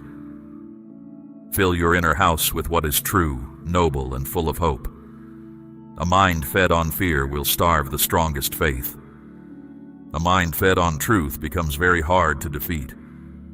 The fourth instruction: keep the conversation open between us, not ceremony, conversation. Speak to me while you work, while you walk, while you wait in the tedious middle of ordinary days. Bring me the small things. Nothing that concerns you is beneath me. Prayer is not a lever you pull to extract outcomes. It is the current that keeps your heart in my presence, and hearts kept in my presence do not easily lose their way. Now I must speak plainly about resistance, because I warn those I love. When a captive is set free, the captor notices. As my releases unfold in your life, opposition will make an appearance. Expect discouragement to arrive wearing familiar faces, some who question your hope, some who mock it, some whose doubt sounds almost reasonable. Expect small crises timed with strange precision, disruptions that seem designed to fall on the eve of your progress. They are designed. That is exactly the point. Do not be alarmed by any of this, and do not read it as evidence that the promise failed. Read it correctly. Thieves do not gather at empty houses. The intensity of the interference is a measure of the value of what you now carry. When the resistance comes, it is not a sign that you took a wrong turn. It is often the surest sign that you took the right one. And remember who stands with you in it. I have set a hedge around you that was not voted on and cannot be lobbied. No weapon formed against you will prosper.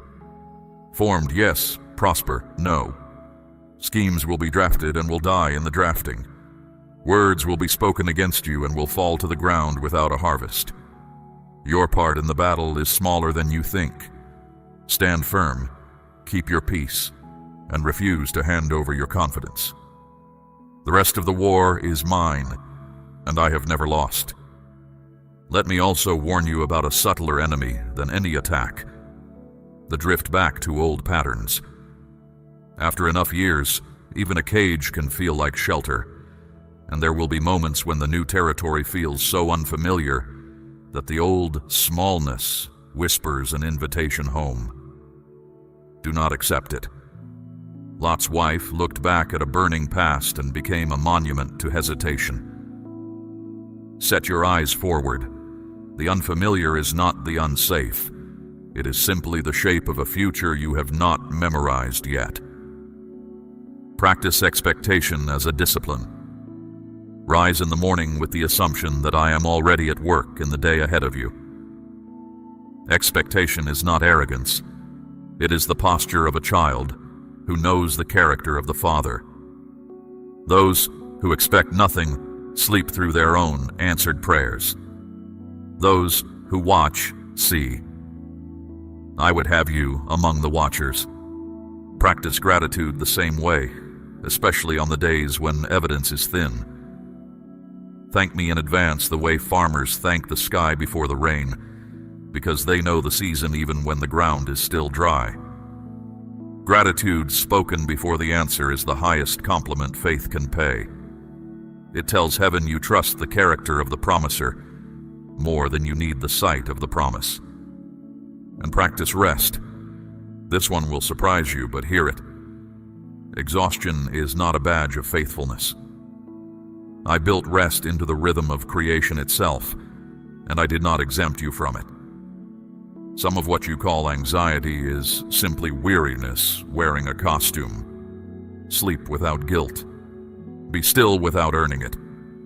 The work that matters most in your life right now is work only I can do, and I do not require your worry as a contribution. One more instruction, and it may be the hardest.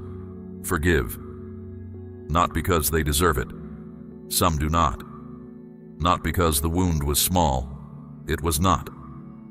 Forgive, because unforgiveness is a chain with one end around your own wrist, and everything I am leading you toward requires your hands free. You do not have to trust them again. You do not have to explain it to anyone. Just hand me the debt, and let me be the judge I have always been. The moment you release it, you will feel the difference in your steps. These are your orders for the season, and none of them is beyond you. Move before you see. Speak life. Guard the gate. Stay in conversation with me. Stand when resistance comes. Look forward, expect, give thanks, rest, and forgive. Do these, and the releases I have spoken will not merely visit your life. They will settle in it and build. Now lift your head, because I am about to close this word the way a king closes a decree, with a seal and a sending. Everything I have spoken over you in this hour is now in motion. The doors are opening. The releases are in transit. The accuser's verdict is overturned. What remains is for you to cross the threshold, and I will not send you across it empty-handed or alone. In the days just ahead, watch for the first sign. I tell you this so that when it comes, you will not explain it away. It may be modest, a message from an unexpected quarter, a kindness with no visible cause, a provision that arrives sideways through a door you were not watching. The first sign is rarely the largest. It is the handshake before the covenant, my way of saying, you heard correctly. After the first sign, confirmations will begin to gather. Different voices will say the same thing to you without knowing each other. Circumstances will rhyme with what I have spoken here.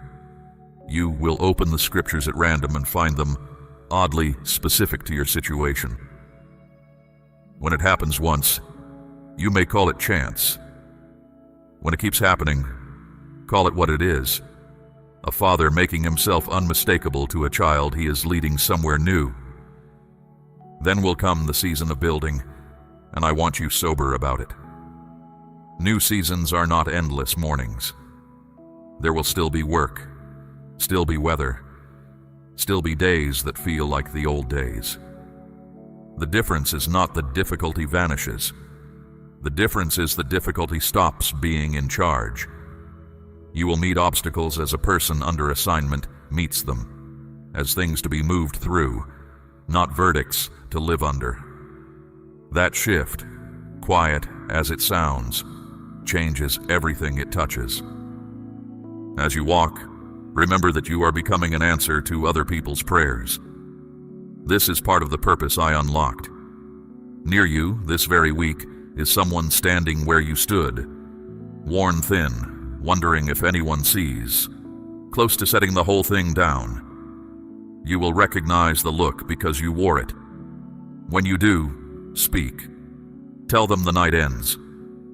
Tell them what you know now from the inside. Comfort travels with a special authority when it comes from someone who needed it first, and I am entrusting you with that authority. Do not underestimate what your endurance has already preached. People watched you go through what should have leveled you, and they watched you still be standing on the other side. Some of them drew conclusions about me from the way you survived. You were a letter you did not know you were writing. In the season ahead, I will let you read some of the replies, and hear this about the ones you love, the ones you have carried in prayer through all these years. I have not been idly listening to those prayers. I have been working in lives you cannot supervise, softening ground you cannot reach, arranging encounters you could not engineer. Some of the answers will surface in the season ahead, and a few will astonish you. Keep carrying them. No prayer offered in love is ever wasted labor.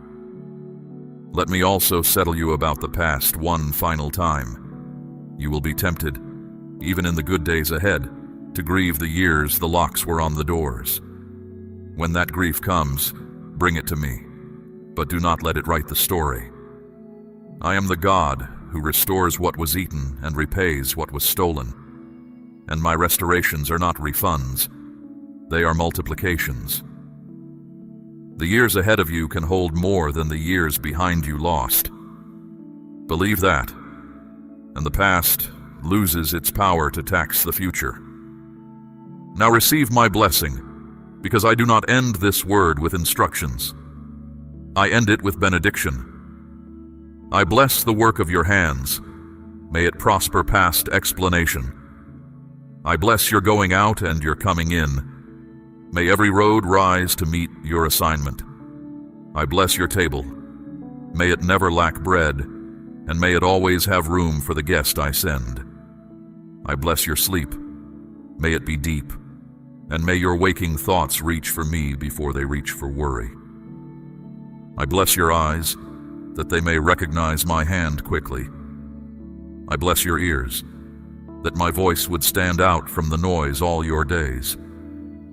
I bless your heart, the brave, patched, persistent heart that kept beating hope when hope was expensive. It will not be put to shame. And I bless the ones you love. May the goodness that finds you overflow its banks and water, every life joined to yours. Carry this hour with you. When the old heaviness attempts a return, Come back to what I have said and read it aloud to your own soul, the way David strengthened himself in me when everything at Ziklag was ashes. A word from me doesn't expire between hearings.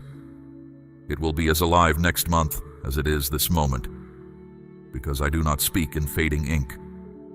And remember, above every promise, the promiser. More than the open doors, I give you myself. I am with you when the signs are frequent, and with you in the quiet stretches between them. I am with you in the room where you pray, and in the rooms where you forget to. There is no hour of your future that I have not already entered ahead of you, and no future hour where you will look for me and find me absent. You came to this moment carrying questions, and I have answered the deepest one. You were never forgotten. You were being kept, prepared, and positioned, and the keeping is complete. The season of the locked doors is behind you. The season of the open ones has begun. Walk into it the way loved people walk, unhurried, unafraid, and sure of the arm beside them. Go now with my peace, resting on you like a garment. Go with my favor moving ahead of you into every room. Go with my word alive in your chest, and let it be louder than every voice that ever told you less. I have loved you with an everlasting love, and everlasting means this day and tomorrow, and every step of the long, bright road I have prepared. This is my word over you, and it will not return to me empty. It will accomplish everything I sent it to do in your life. I have spoken, and heaven stands behind every syllable. The rest of your story starts now, and I am in it, from this line to the last. If you believe this word was meant for you, seal it now and declare, "Yes, Lord, I am ready." We run on viewer support only. For exclusive member-only content, scan the QR or see the pinned comment. God bless you.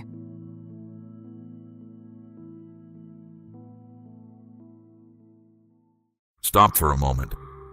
Whatever you were about to do next, let it fall away. Before the sun rose this morning, something shifted concerning you, and I will not let this day pass without you knowing it. I am the Lord your God, and I have interrupted your wandering on purpose. This word is not for the crowd. It is for you alone. You did not stumble into this moment. I drew you here. You have been searching, questioning, crying out in silence, and I heard every word of it. So be still now. Listen closely, because I am about to answer questions you stopped asking out loud a long time ago. I saw you. I need you to understand what I mean when I say that.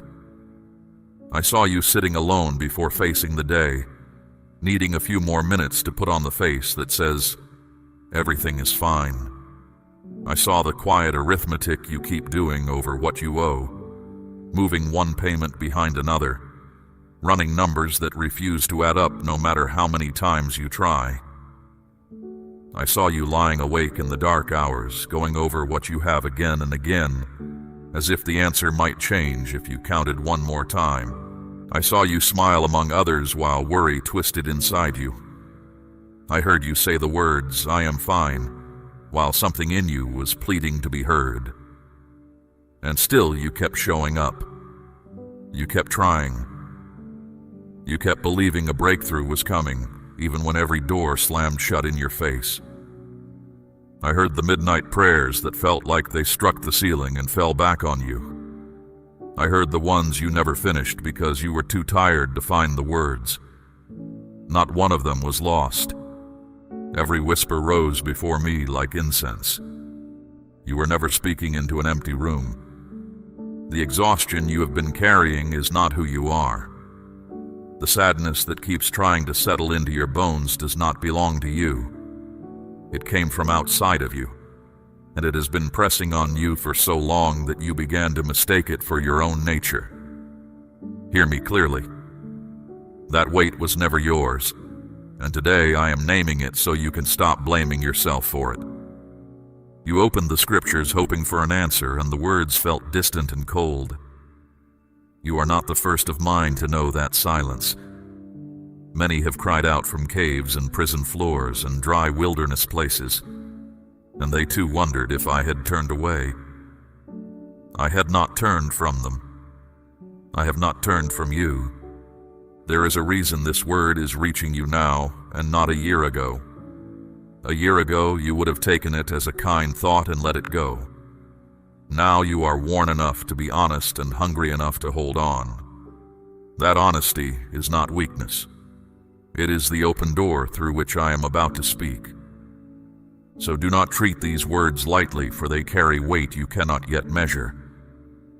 If you turn away now, you will walk past the very confirmation you asked me for, the sign you longed to see, the answer you begged me to release. Stay and let me finish what I have started saying to you. I know the battles you have fought that no one else has seen. I know the mornings you forced yourself to stand when your heart felt too weak to keep going. You have been holding on by a thread at times, whispering prayers you feared were too small for heaven to hear. No prayer of yours has ever been too small. I bend low to hear the faintest ones first. My child, I also know what you have been telling yourself in secret, that you are behind, that everyone else is moving forward while you stay stuck in the same place, that maybe you are the reason nothing works. I am telling you now, those words are not mine, and I have never once spoken them over you. What I speak over you sounds different. I say that you are mine. I say that your name is engraved on the palms of my hands, and no delay, no debt, no closed door has ever loosened my grip on you. I say that the long silence you endured was never absence. I was nearer in the silence than you have ever dared to believe. You asked me if your effort was worth anything. You asked if your patience would ever bear fruit. You asked, sometimes in anger, why the road had to be this long. I did not despise a single one of those questions. I gathered them, and I have been holding your answer until this exact moment, when you were finally able to receive it without it crushing you. Something has broken open concerning you. A long chapter is closing, and I have chosen to tell you myself rather than let you discover it slowly. What held you is losing its hold. What blocked you is being moved aside. I am not describing a feeling. I am describing a decision that has already been made in my presence. In the days ahead, you will remember this moment. You will remember that you almost passed it by, and that something made you stay. That something was me.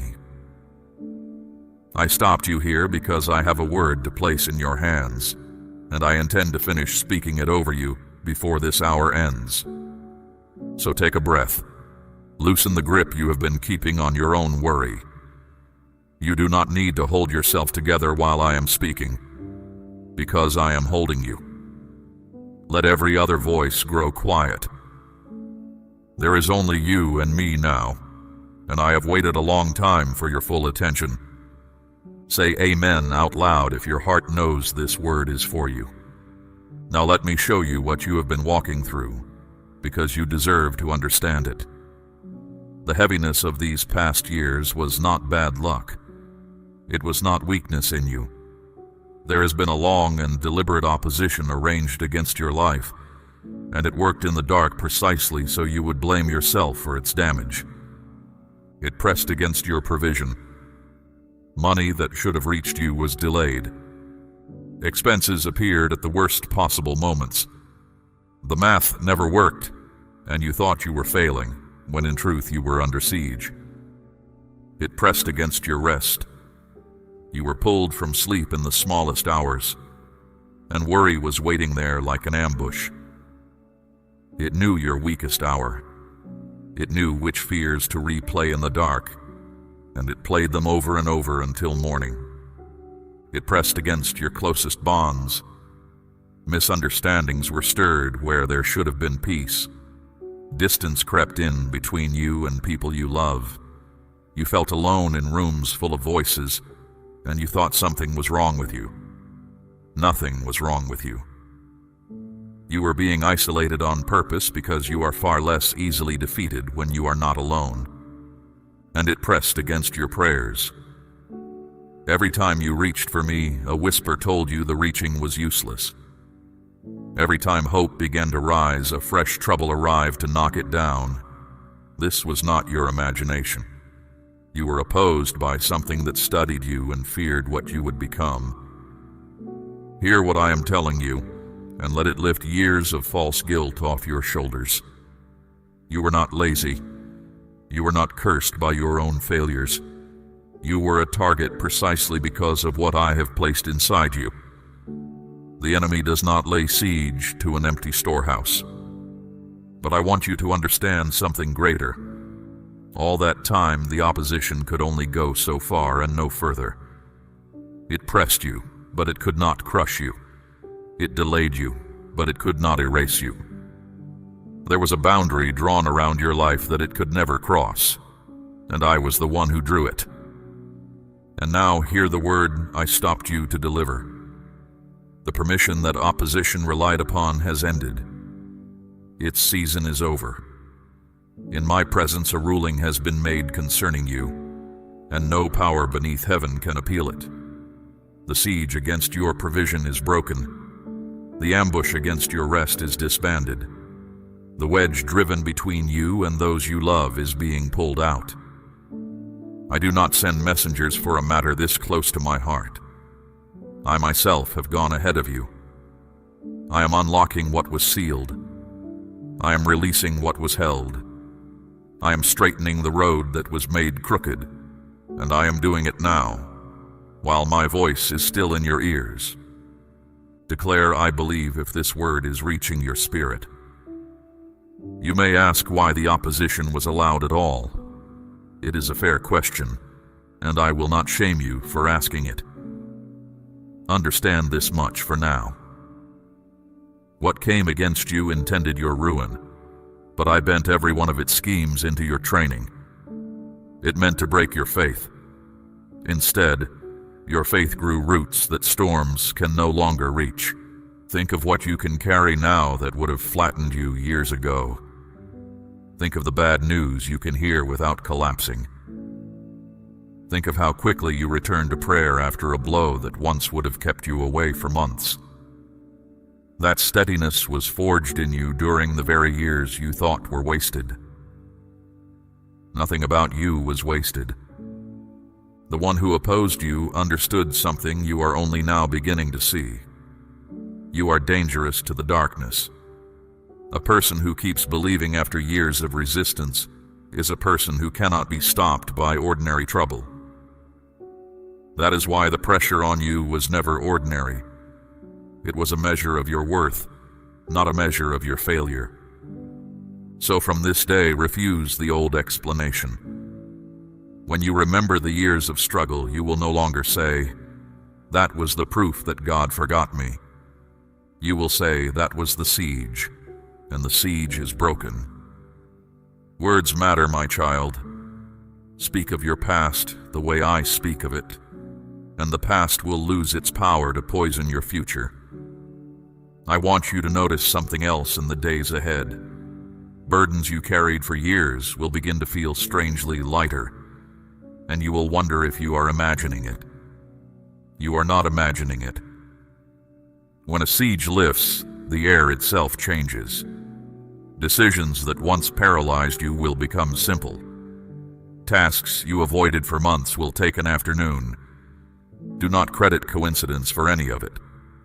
Coincidence did not endure the dark years with you, and coincidence is not delivering you now. I am. Give me what belongs to me, which is your trust, and I will keep showing you my hand until you can no longer doubt it. There will still be echoes of the old pressure, a bill, a harsh word, a heavy morning. Echoes are not the siege returning. They are the sound of something defeated growing fainter as it leaves. Treat them that way. Do not rebuild your fear around every echo, or you will imprison yourself in a war that has already ended. Instead, when trouble taps on your door, answer it with the ruling I have declared. Say, the permission has ended. Say, my God has gone ahead of me. Say it, even if your voice shakes, because heaven does not measure the steadiness of your voice. It measures the direction of your trust. You have spent years learning what it is to stand under pressure. Now you will learn what it is to walk without it.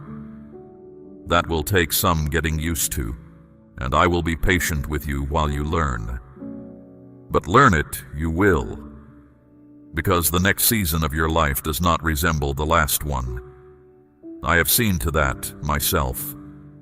My child, hear me clearly now, because I am about to say something I have been waiting years to say to you. You finally did it. You reached the place I always knew you would reach. You pushed through storms that were designed to break you, and you did not quit, even when everything around you shouted that quitting was reasonable. You held on when others walked away. You kept moving when your strength was gone and you were running on nothing but stubborn hope. You stood in the fire, and though it burned, you walked out, carrying something the fire could not touch. This moment is not an accident. It is the fruit of your endurance, and I, your God, am proud of you. You thought I was punishing you. I was not.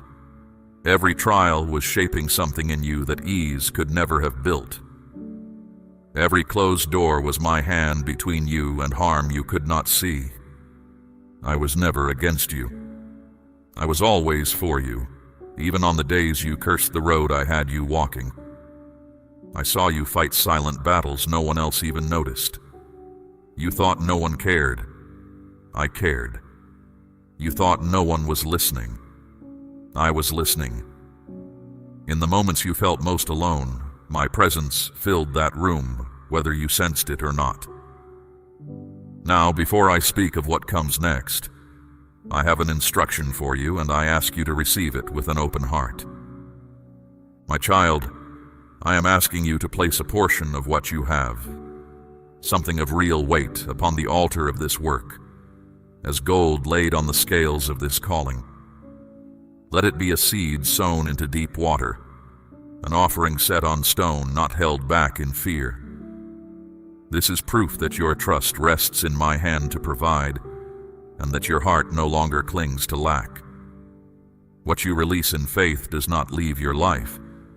It moves ahead of you into the harvest I am preparing. Now let me take you back down the road you have walked, so you can see that I was there at every step. You have carried pain you never asked to carry. You have felt the sting of betrayal from people you trusted with your whole heart. In those moments you wondered if I had turned away. I never turned away. I stood guard over you in the shadows, even when you thought heaven had gone quiet. The people who left you did not all leave by accident. Some of them had to go, no matter how much it hurt, because their presence in your future would have poisoned what I am preparing for you. You could not see that then. You saw only the empty chair and the unanswered message. But I saw 10 years down the road, and I loved you too much to leave certain doors open. I know the wounds they're leaving left behind. I saw you question your worth because of it. I saw you blame yourself for endings that were never your fault. Hear me now. Their departure was not a verdict on your value. Sometimes I remove people the way a builder removes scaffolding, because the true structure is ready to stand. And the doors that slammed shut, the opportunities that slipped through your fingers at the last moment, the plans that crumbled after you had worked so hard to build them. You asked me why everyone else seemed to move forward while you stood still. My child, those refusals were not rejection. If I had opened certain doors when you begged for them, what waited behind them would have wounded you, not blessed you. There is a timing to every release, and I do not explain it in advance because trust that demands full explanation is not trust at all. But I will tell you this. Not one of those delays was carelessness. Each one was measured. Each one had a purpose you will one day see plainly.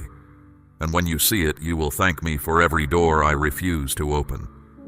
You also wrestled with doubt, and I want to speak to that directly. You asked God, "Are you even real? Do you still hear me? Have you forgotten me?" I never condemned you for those questions.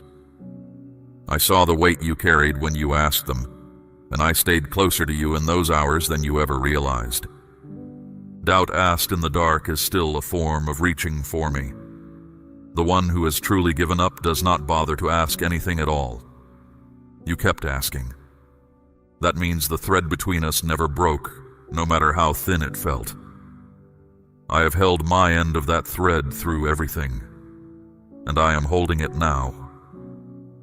Do you remember the nights you sat in the dark and whispered words you thought no one would ever hear? I heard them. You thought you were speaking into emptiness, but those whispers reached my throne before they finished leaving your lips. Even when you said nothing at all, when you only sat in silence because the words had run out, I knew what your heart was asking.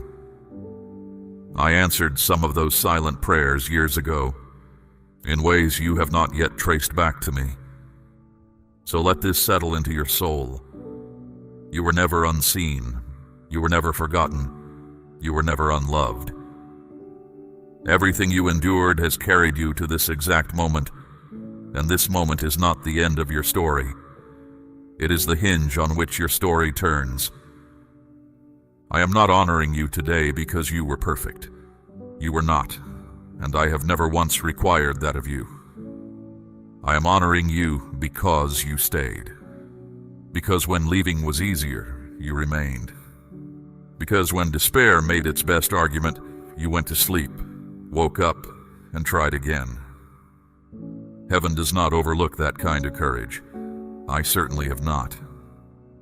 There is one more weight I must lift from you before we go forward, and that is the shame you have been carrying in secret.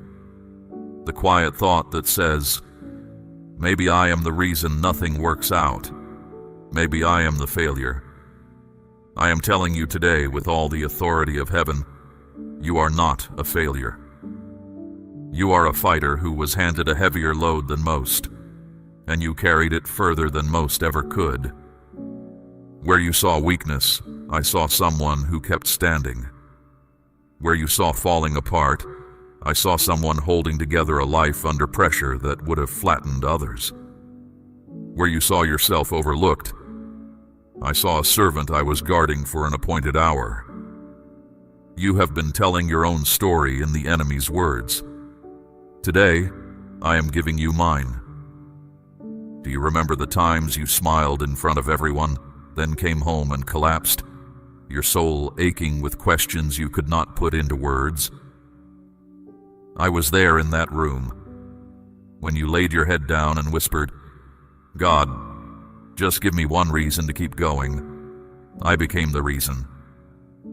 Every morning you woke up after a night you thought you would not survive. That was my hand lifting you. Now listen carefully, for I am declaring something new over your life. The waiting season you have carried for so long has come to an end. The long cycle of not yet and maybe later has finished. I say it with all authority. The chapter is closed. You have crossed over. I am the one who opens doors no man can shut. And I tell you today, I have opened such a door for you. It was not built by human hands, and no power on earth can pull it closed. It is not luck. It is not coincidence. I carved this door into your story long ago, and now I have swung it wide, and I am inviting you to walk through it. For every door that slammed in your face, for every chance that was stolen by delay, I now set before you an entrance that cannot be taken away. You do not need to force it. You do not need to beg at it. It is already unlocked. Your part is only to rise and step through it with boldness. And hear this, because it matters to you more than you admit. Your victory will not be hidden this time. For years your triumphs were quiet, known only to you and to me. Now I will make your turning visible. Those who doubted you will see it. Those who questioned your faith will see it. Those who decided you would never rise will stand as witnesses to what my hand has done in you. Do you remember whispering to yourself, "When will it be my turn?"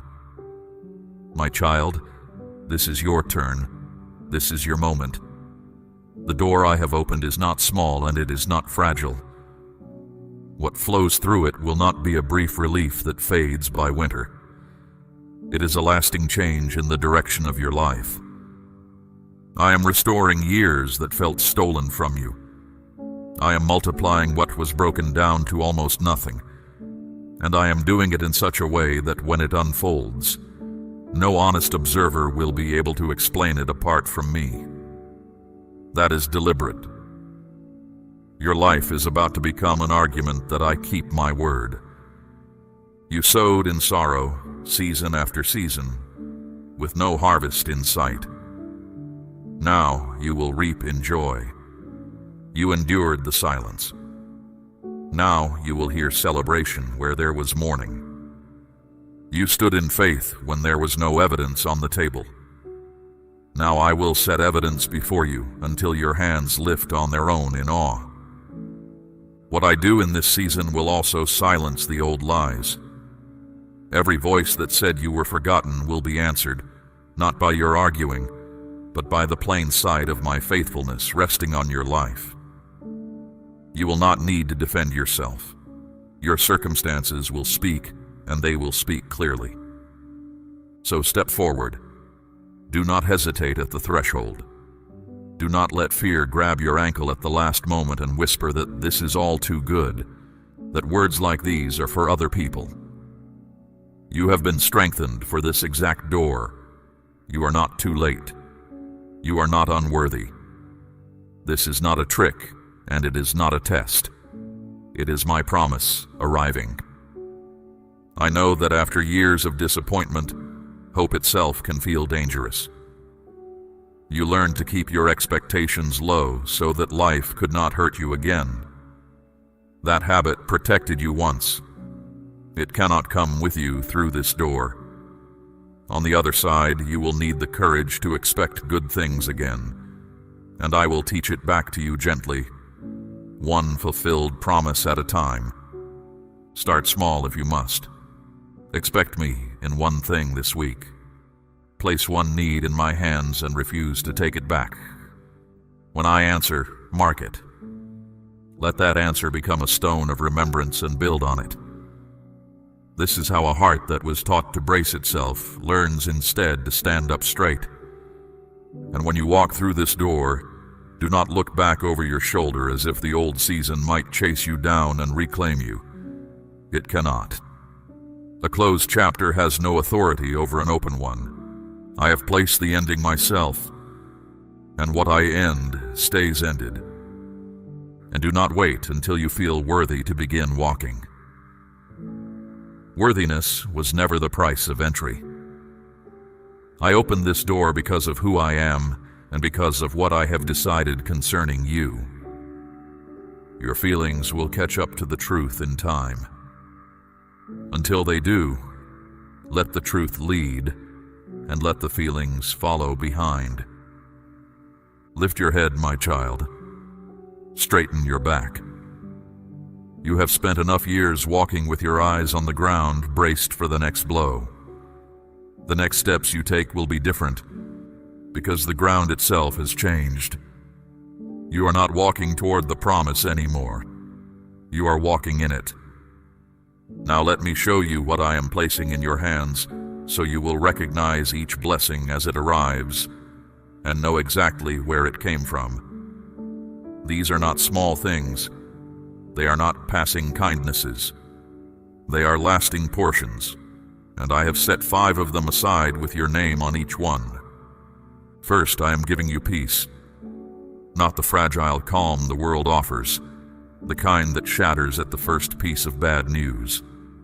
My peace, the kind that stands guard over your mind like a soldier at a gate. You once lay awake dreading tomorrow.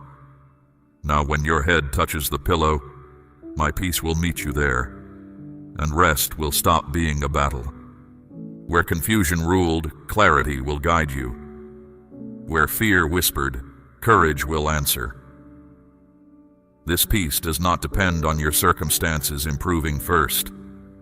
It arrives before the circumstances change, which is how you will know it is mine. The world's calm follows good news. My peace walks ahead of it. Second, I am bringing provision. The days of counting what you have and finding it lacking are closing. I fed my people with bread from the sky in a wilderness where nothing grew. I took a few loaves and small fish and fed thousands with baskets left over. I have not changed. What is in your hands right now looks small to you. Place it in mine and see what I make of it. Do not fear lack anymore. Fear of lack is a habit from the siege years, and the siege is over. I will supply what you need, and beyond that, I will surprise you. Provision will arrive from directions you never mapped, through hands you never expected, at moments so precise that you will laugh at the timing. That laugh will be worship, and I will receive it gladly. Third, restoration. What was lost, what was torn, what was broken while you were too tired to defend it, I am restoring. Joy will move back into the rooms where sorrow lived. Bonds that were wounded will be healed, some of them so completely that the wound itself becomes a place of unusual strength. Nothing is too broken for me to rebuild. Nothing has drifted so far that I cannot return it. Even the years themselves I will redeem. You have grieved the time you think you lost, the seasons that seem to produce nothing. But I waste nothing, not even the barren stretches. A field left fallow is not a dead field. It is a field gathering richness for a harvest the constantly worked ground could never yield. You are about to harvest from years you had written off. Fourth, healing. For your body, worn down by carrying tension it was never meant to hold. For your mind, tired of running the same anxious circles. For your heart, still tender in places you do not let anyone touch. I am the one who binds up the brokenhearted, and I am attending to you personally, not sending the work to another. Where sickness drained your strength, renewal is coming. Where grief pressed you down, I am lifting. You will notice it in small ways first. A morning without the familiar dread. A memory that surfaces without the old sting. Breath that comes easier. Do not dismiss those small mercies. They are the first drops before rain. Fifth, joy. Real joy. Not the thin kind that evaporates when trouble returns. This joy is rooted in my love which does not move, so it will hold in every weather. You will laugh again without checking over your shoulder. You will find yourself singing at odd moments and wonder where the song came from. It came from me. It was always yours. It is simply coming home. Speak the words, I receive it, if your hands are open today. Understand, my child, why this outpouring comes now. Your perseverance positioned you for it. Many gave up in the middle of the road. You did not. Many turned back when the way grew dark. You pressed on. Because you stayed, because you endured, because you kept rising, you are standing exactly where the rain is about to fall. The miracle you thought was delayed was never sitting idle. It was a seed beneath the soil the whole time. While you saw nothing but bare ground, roots were spreading deep and a foundation was forming in secret. What you prayed for in hiddenness is now breaking the surface. and what breaks the surface after that kind of rooting does not wither easily. And these 5 portions are not for a moment. They are the opening of a new chapter, not a brief festival before the old life resumes. You will walk in peace daily. You will live in provision without the old dread. You will carry restoration and healing that others can feel when they stand near you. You will overflow with a joy that cannot be explained by your circumstances. That overflow has a purpose beyond you. Others will notice the change and ask, "How did you make it through? How are you standing? What happened to you?" And you will point to me. Your life will become a doorway through which weary people find their way back to hope. I am blessing you in a manner designed to spill over, because that is how my kingdom moves through the earth. You will be a bearer of peace to the troubled, a voice of courage to the ones about to quit, living proof to the hurting that I still heal, still restore, still lift up those who refuse to let go of me. This is part of why you were allowed to walk so hard a road. No one learns to carry water for others in a land where it has never been scarce. So lift your hands and receive all 5 portions without apology. You do not need to earn them now. The staying was the sowing, and this is the harvest. I, the Lord your God, am faithful, and I keep every promise I make. This is your season of blessing. Take it from my hand. Now that I have opened the door and named the blessings, I must also prepare you, because every new season carries both promise and danger. What I am placing in your hands is powerful, and powerful things must be guarded. I tell you this not to frighten you, but because a shepherd who sees the wolf and says nothing loves no one. Be careful first of pride. When the change in your life becomes visible, when people begin to notice and ask questions, a quiet voice will suggest, "You did this yourself." Your grit, your cleverness, your endurance. There is a grain of truth in it, which is what makes it dangerous. Yes, you endured, but it was my strength that held you together when yours ran out, and my hand that opened what no effort of yours could unlock. Remember the source, and the blessing keeps its sweetness.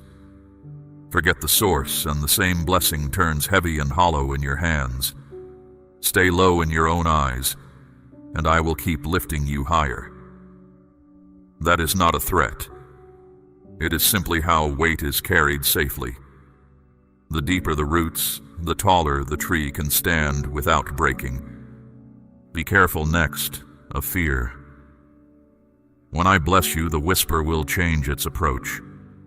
It will stop saying, "This will never happen," and start saying, "This will never last." What if it is taken away? What if you were never meant to have it? Fear always aims at the newest thing I have given, because new things have not yet grown their defenses. But I have not given you a spirit of fear. I have given you power and love and a sound mind. So when the what-ifs rise, do not negotiate with them. Answer them out loud with what I have said. What my hand gives, no thief can carry off. Fear will shrink a blessing if you feed it. Faith will enlarge the same blessing if you feed that instead. You choose the table. Guard also your tongue, and hear me carefully here, because few understand this. Not everything I give you is meant to be announced right away. Some blessings must stay hidden for a season, like a root taking hold, so they can grow strong before they are exposed to other eyes. Announced too soon, they draw envy, doubt, and interference before they can stand on their own. Remember Joseph. He told his dream to his brothers before its time, and the telling stirred a hatred that cost him years in a pit and a prison. I still kept every word of that dream, but the road there was made harder by an early announcement. Not everyone at your table can celebrate your rising. Some will misunderstand it. A few will quietly work against it. So keep certain things between you and me until I show you the moment to speak. This is not dishonesty, it is stewardship. Silence, rightly used, is a shield around a young harvest. When the blessing is strong enough to stand in the open, I myself will give you the words and the moment, and then no tongue will be able to talk it down. Stay close to me in prayer, closer than ever. Here is a trap that catches many in seasons of increase. The busyness of the blessing slowly crowds out the presence of the one who gave it. The struggling soul prays daily out of need. The blessed soul can drift for weeks without noticing. Do not let what I give you become the very thing that pulls you from me.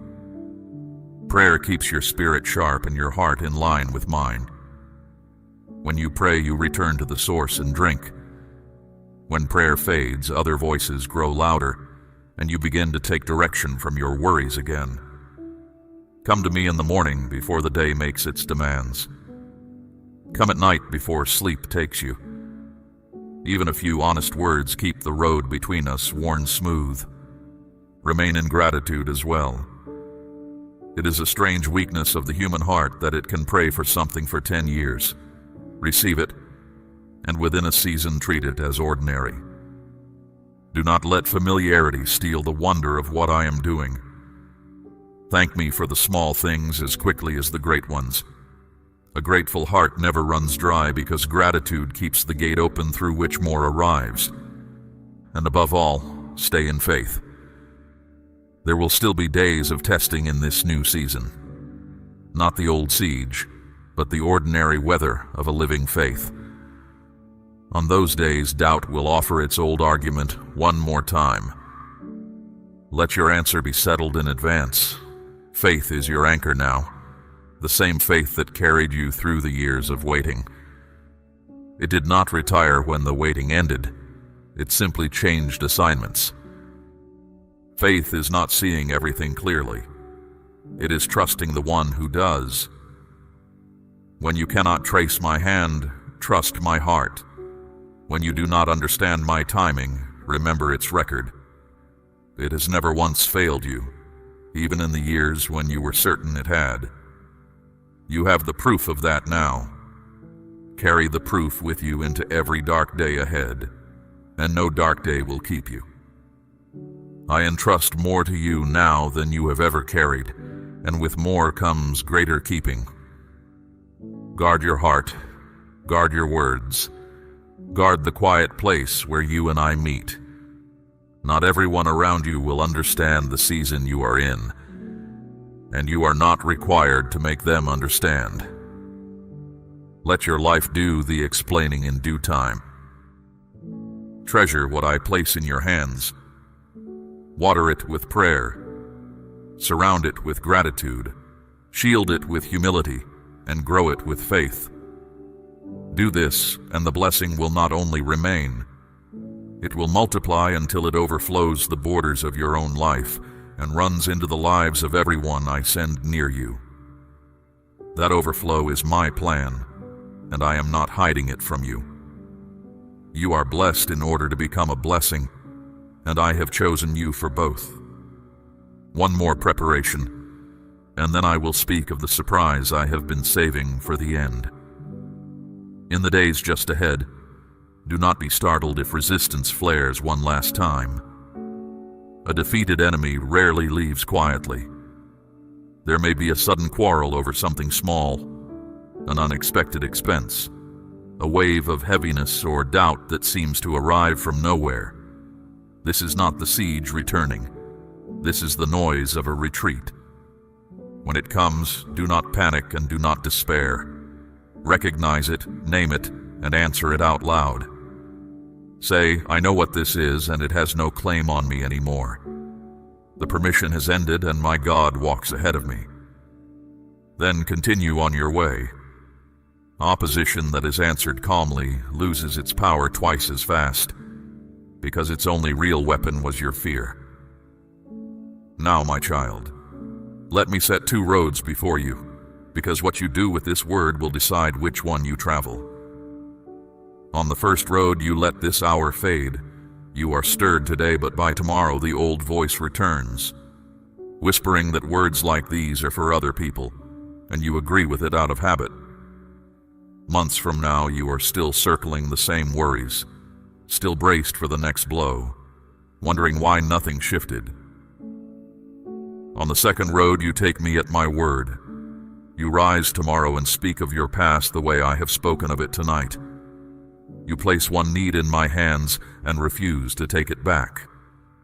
You guard the blessing, stay near me in prayer, and step through the door I have opened without looking over your shoulder. On that road, months from now, your own life has become the evidence, and the people around you are asking what changed. The two roads are real, and the choosing is happening now, not someday. Choose the second road, not because I demand it coldly, but because everything in me longs to see you walk it, and everything I have prepared is waiting along its way. And now, the surprise. It is not a possession, though provision is coming. It is not a single answered request, though answers are already in motion.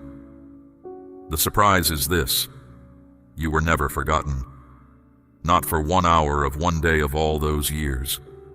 Every prayer you thought had gone unanswered was being kept, the way a faithful steward keeps an inheritance until the heir comes of age. The nights you felt abandoned, I was in the room. The delays that broke your heart were my hand holding back what would have harmed you. The doors that closed were my mercy wearing a disguise you could not recognize at the time. You believed you were fighting alone, and the whole time heaven was arranged around you like an army you could not see. Even when my silence felt like absence, it was nearer to a held breath. There is a kind of quiet that comes before a great unveiling, when everything is prepared, and the only thing remaining is the right moment. You have been living inside that quiet. It was never emptiness. It was the stillness of a table already set, waiting for you to be brought to it. The breakthrough you begged for was not withheld out of reluctance. It was held in trust until you stood where receiving it would establish you instead of scattering you. Not perfect, for I never required perfection. Positioned, ready in the way that matters. And here you are, and here it is. And this meeting of the two is what I have been arranging all along. So receive it. Stop analyzing whether a word this kind could truly be for you. Stop demanding one more proof before you let yourself hope. Open your hands. Open your heart. Receive the turning that is already in motion, the ruling already declared, the door already open, the 5 portions already set aside with your name on them. Say, "Yes, Lord," if you are ready to walk through the door I have opened. And know this as you go: you will not walk into the new season alone. I did not carry you through the fire only to release you at the edge of the garden. As I was with you in the trial, I will be with you in the blessing. Closer, in fact, because you now know my voice in a way that only the long road could teach you. You once worried about what tomorrow would bring. Let that worry retire now. I hold tomorrow already. Every path you will walk, I have walked ahead of you. Every trouble you will meet, I have already overcome. What look like open questions to you are settled answers in my plan.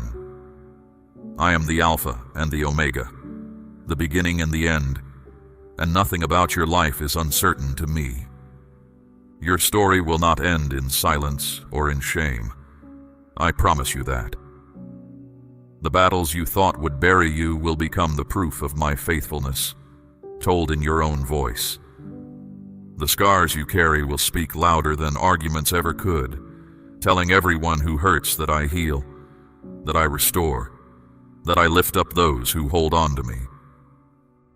People will wonder how you are still standing, and standing with joy. And you will say, "It was the Lord. It was always the Lord."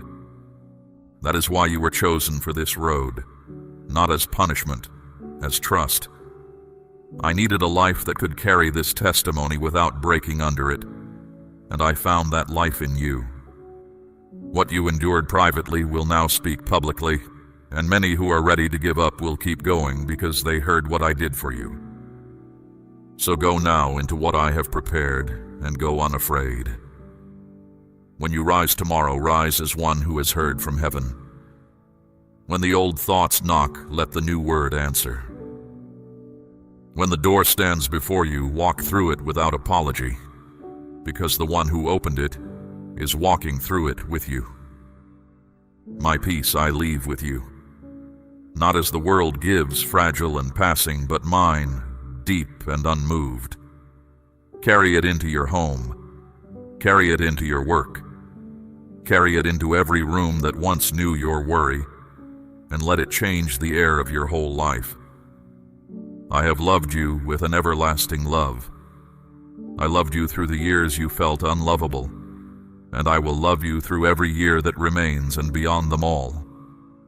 Nothing you did made me begin, and nothing you could do would make me stop. This is the ground you stand on now. It does not shake. The waiting is over. The door is open. The blessing is released, and I myself go with you. Rise, my child, and walk into it. Declare, I trust you, Lord, if you believe this word belongs to your life today.